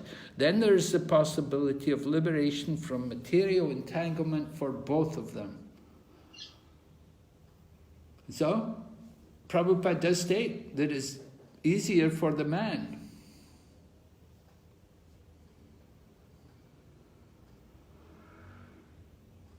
Raj, as per this purport, as you illustrated, Prabhupada does say that the man has a greater opportunity. But, in our previous classes, we were discussing that the man has lesser willpower than a woman, for example. Yes, lesser what power? Lesser willpower, yes. The man has a stronger body but lesser willpower, whereas a woman has a weaker body but stronger willpower. We see in kind of life in general, even in Krishna consciousness, women, because maybe they are a bit softer, they have the tendency to take spiritual life quicker than a man. And we see this in our movement as well, in terms of ratio of male and female. Is that... Definitely more women than men. Well, that's common in all religions, that the women in general are more pious and more devoted than the men. Yes. So in context of this question, body of man has greater opportunity to get out of material clutches. I'm just taking these points in consideration. I'm trying to see how it's more favorable having a body of a man.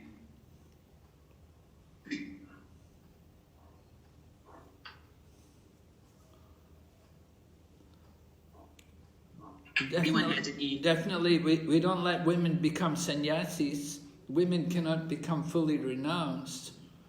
They need protection. Women are supposed to be protected. That's, part of the nature of women, that they need to be protected because they're more gullible and they can be taken advantage. They tend to be kind-hearted and they can be exploited and cheated by unscrupulous men. And so there has to be men there to protect them and give them shelter. And that's why women should be married. Prabhupada said like that, women should be married. All you women have to get married, right? And he said, you men can stay single.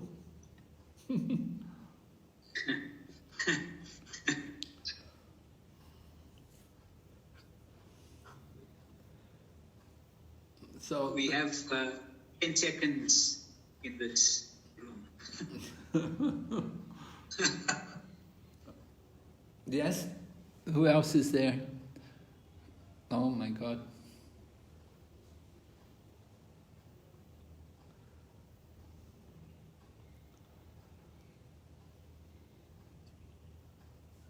Hare Krishna. Hare Krishna. Everybody's back, Maharaj. Well, that was really quick. Recording in progress. Yeah, it was really too quick, yeah. Yeah.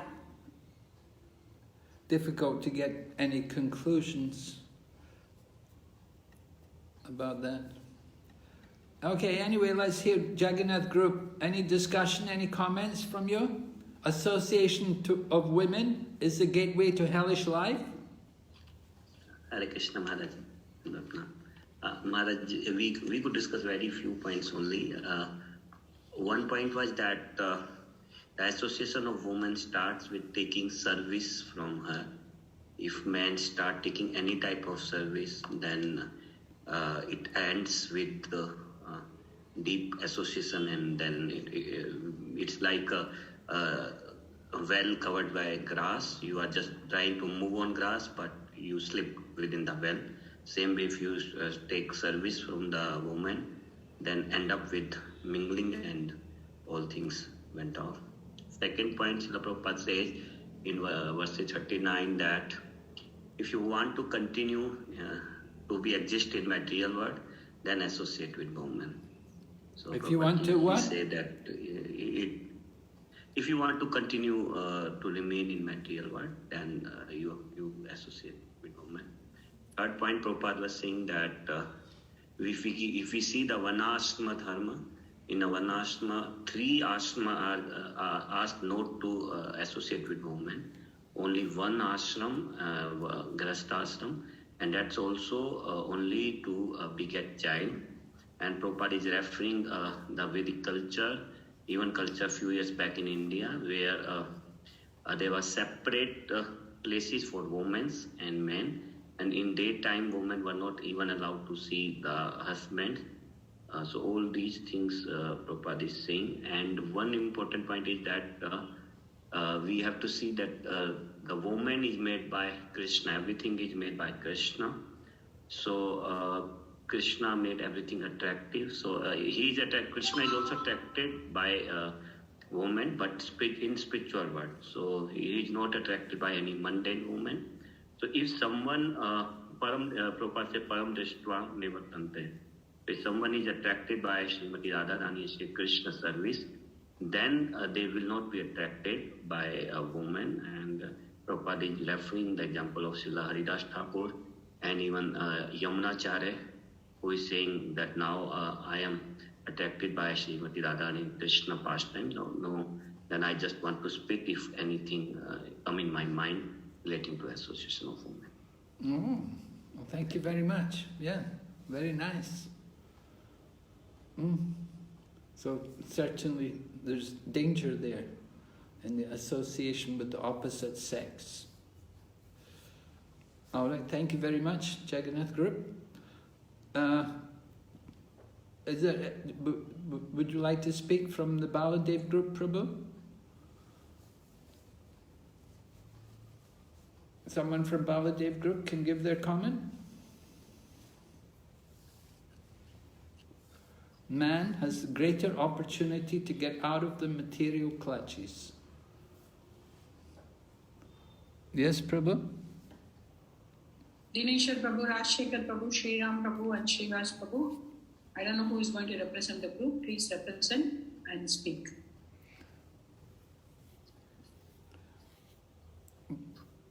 Room 2. Hare Krishna, I'll just start off by saying a few points, maybe. Yes, go ahead. Let's say the devotees can contribute. Yeah. So what we mentioned was that, a man can become a sannyasi. A woman has to be protected. Srila Prabhupada emphasized that a woman should get married. These were some very important points that Maharaj actually brought up. We didn't get a lot of opportunity to discuss, but these were just some of the points. Any of the other devotees in the group would like to contribute? So one more point was the male body has an opportunity to either elevate, or if he's going to be too much attached to female body, then he'll be getting a female body in the next life. So it is better to elevate using a human male body. That was one more point which came up during the discussion. Yes, Prabhupada's purport warns that people too much attached to women, they'll become a woman in the next life. And so in some ways we could say that the people who have ladies' bodies today, in their previous life they were men. But then he also says that actually men and women were all female in relation to Krishna. He said that Krishna is the Purush and all others are Prakriti, both men and women. We're not the body, we're all the energy of Krishna and we're meant to be enjoyed by Krishna. So that's the important point. The connection has to be to Krishna. So if the men and women are strongly convinced of this, then they can get out of the clutches of material nature.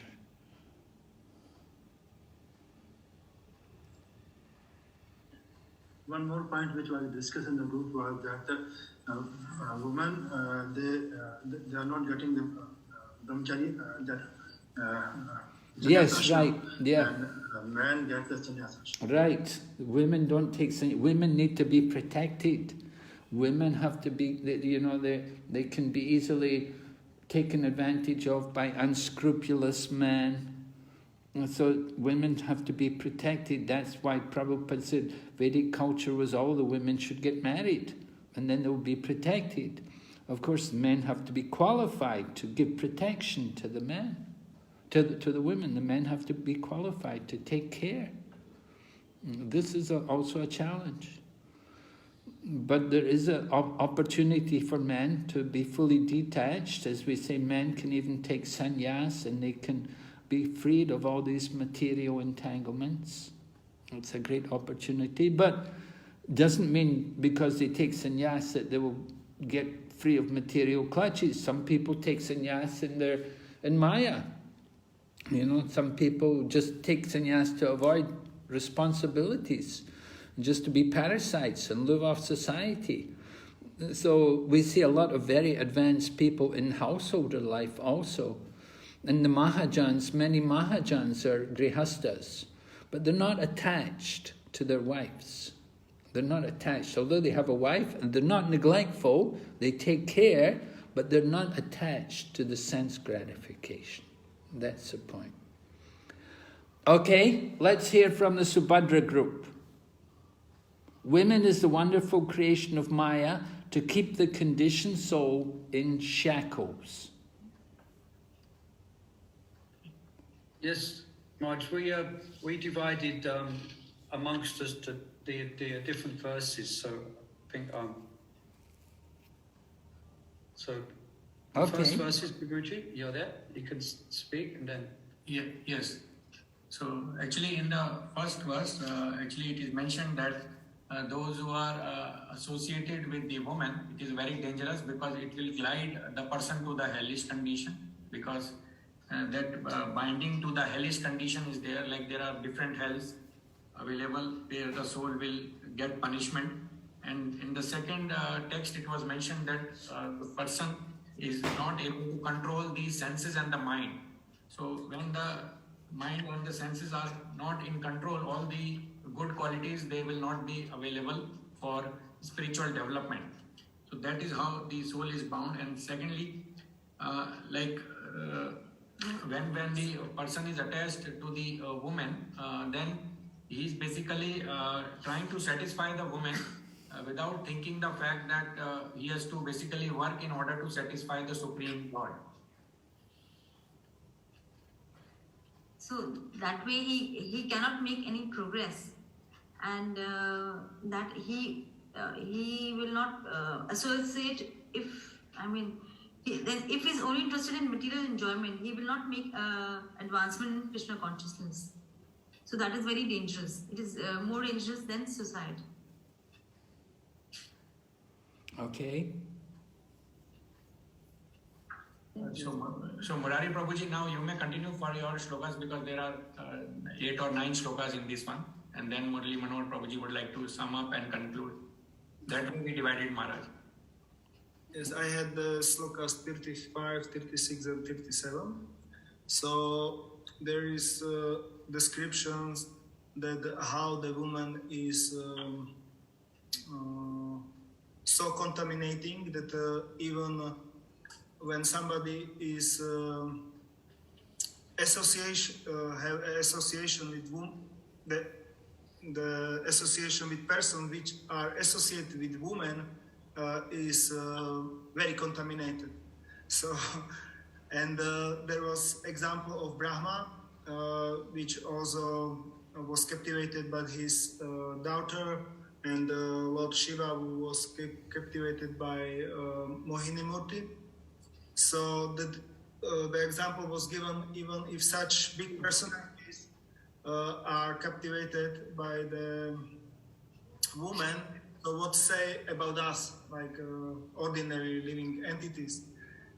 And also was the description that to the material world there is no one without this attraction of sex life except the sage of Narada Muni. So there was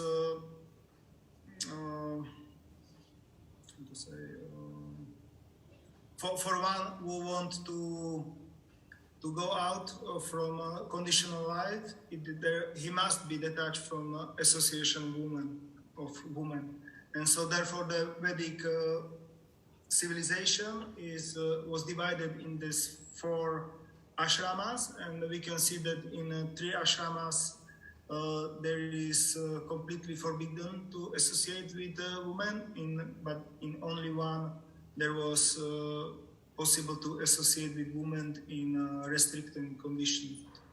So we can see from this how dangerous it is. Okay, thank you, Prabhu. Yeah. Hare Krishna. Then speak. Just summarizing text 38 and 39.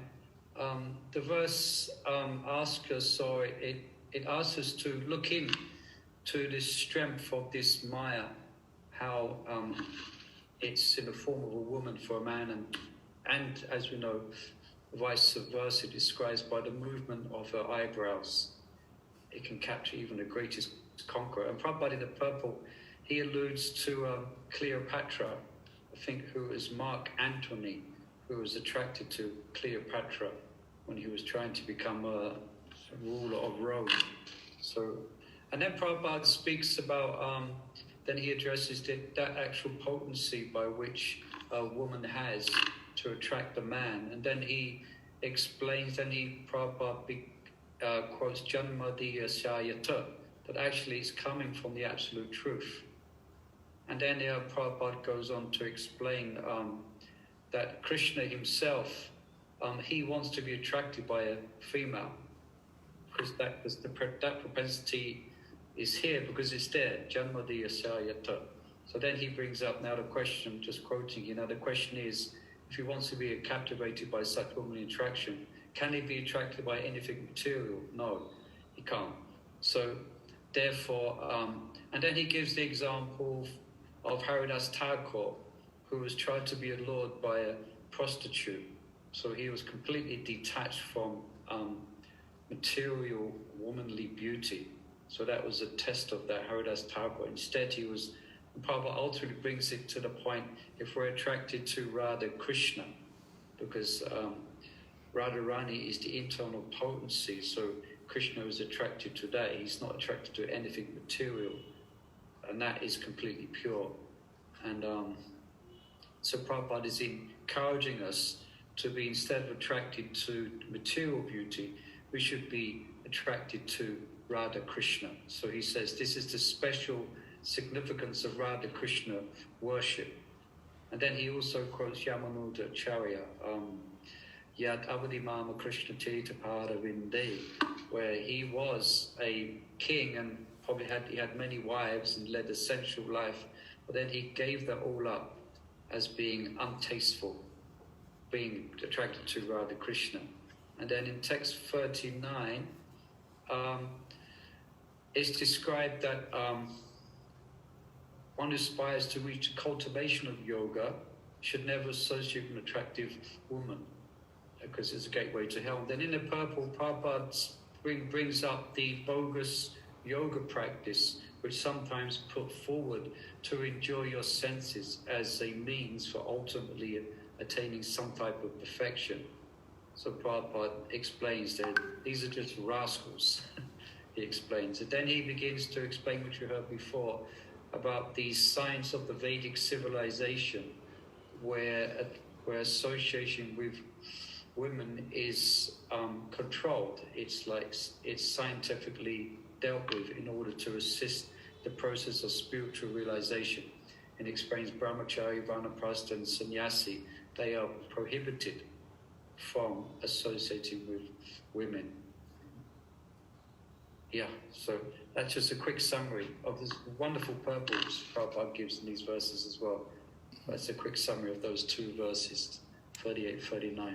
Okay, thank you very much, Prabhu. Very nice, yes. Very wonderful creation of Maya. Yeah. Okay, so just a little more. We'll just try to finish this chapter. Text 47. Therefore, one should not view death with horror, nor have recourse to defining the body as soul, nor give way to exaggeration in enjoying the bodily necessities of life. Realizing the true nature of the living entity, one should move about in the world, free from attachment and steadfast in purpose. Then 48. Endowed with right vision and strengthened by devotional service and a pessimistic attitude towards material identity, one should relegate his body to this illusory world through his reason. Thus, one can be unconcerned with this material world. This is a very nice concluding verse here. You see, indifferent to the material world, pessimistic attitude about material identity. Very nice. We want to develop these kind of qualities. And here we see the real beauty of the world. Instead of being attracted by material beauty, if one is accustomed to be attracted by the beauty of Srimati Radharani and Lord Krishna, then the statement of Bhagavad Gita, Param Drisva Nivartate, holds true. When one is attracted by the transcendental beauty of Radha and Krishna, he is no longer attracted by material feminine beauty. That is the special significance of Radha Krishna worship. From the purport, text number 38. Okay? Are there any questions?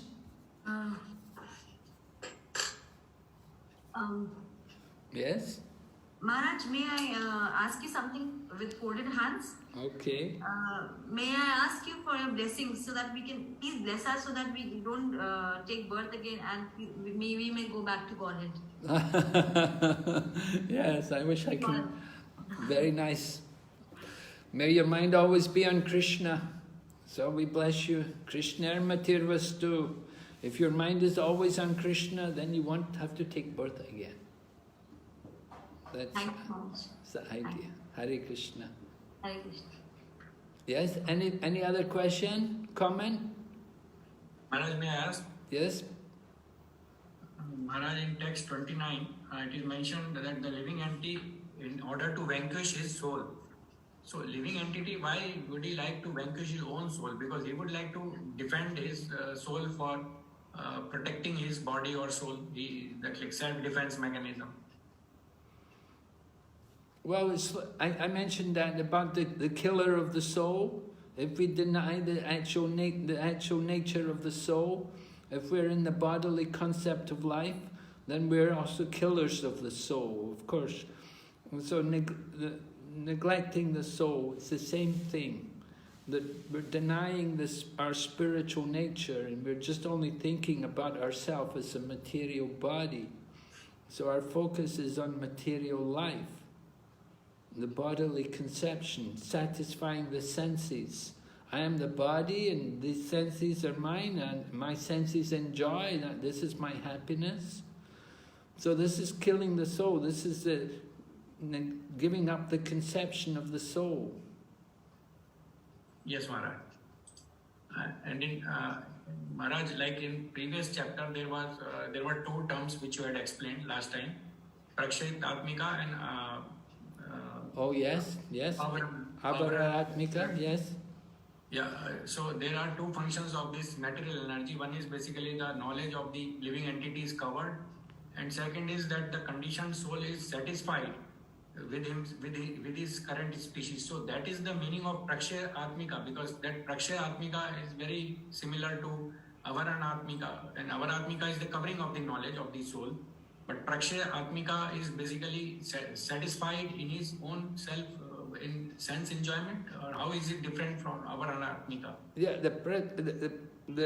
it's different. It's referring to the initial phase of the Maya, that we're thrown out of the spiritual existence, so we're thrown out into the material world. It's that initial ejection from the spiritual existence coming into the material existence. And then the longer we stay in the material existence, and then the more we become covered. So it's that initial entrance into the realm of Maya, coming into the material conception of life. So initial entrance means that it is subject, like Avaran Atmika is the covering of the knowledge of the soul. Yeah. And Prakshaya Atmika is basically, I didn't understand, Maharaj.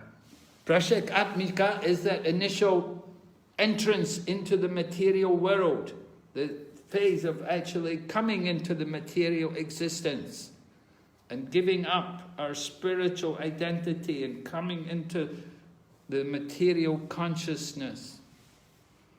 So it's the initial phase. First we come out of the spiritual nature, we come into the material realm, and then the Avaratmika is the covering, the layer, the covering is increased more and more.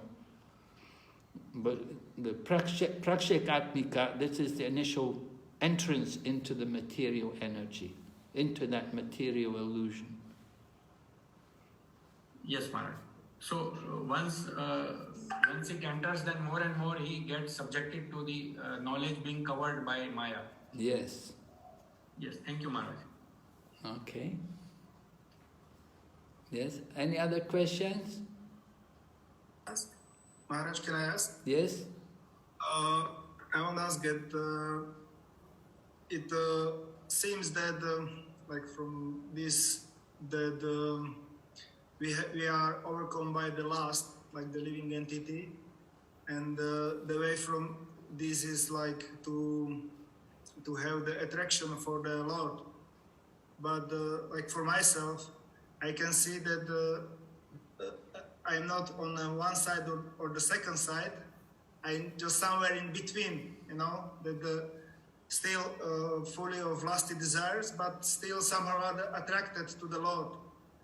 And the question is that how to, or what can help us to be, you know, be more attracted to the Lord than to these lusty desires.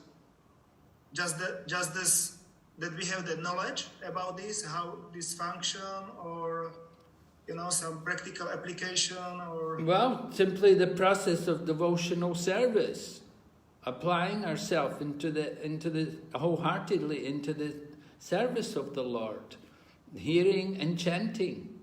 We have to hear and chant, except for a long time. We have to really concentrate and focus on that hearing and chanting. And we have to also pray to the Lord. Praying to the Lord. It said the lusty desires, we can take shelter of the four Kumaras. And taking shelter of the four Kumaras, they can help us to conquer lusty desires. And offering prayers like that. And this also cultivating our spiritual knowledge, you know, certainly hearing Srimad Bhagavatam and studying it carefully will help us.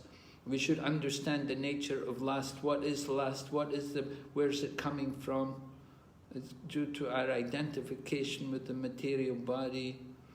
So we want to be careful to keep our mind always absorbed in remembering Krishna.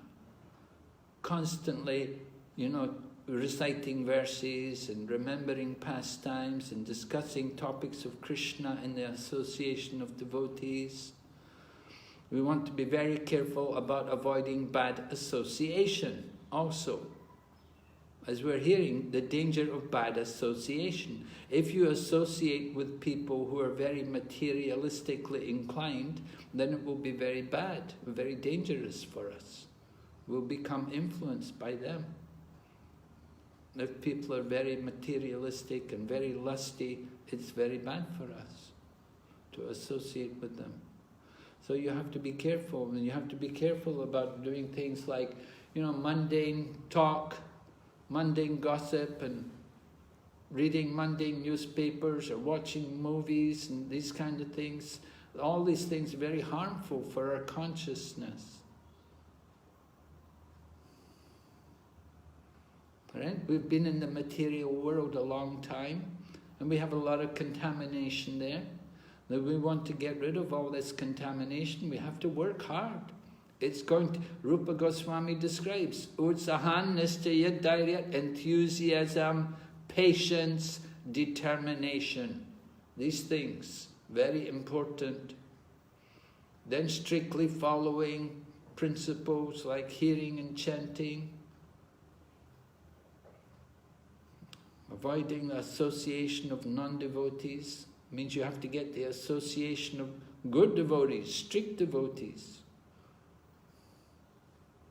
Yeah?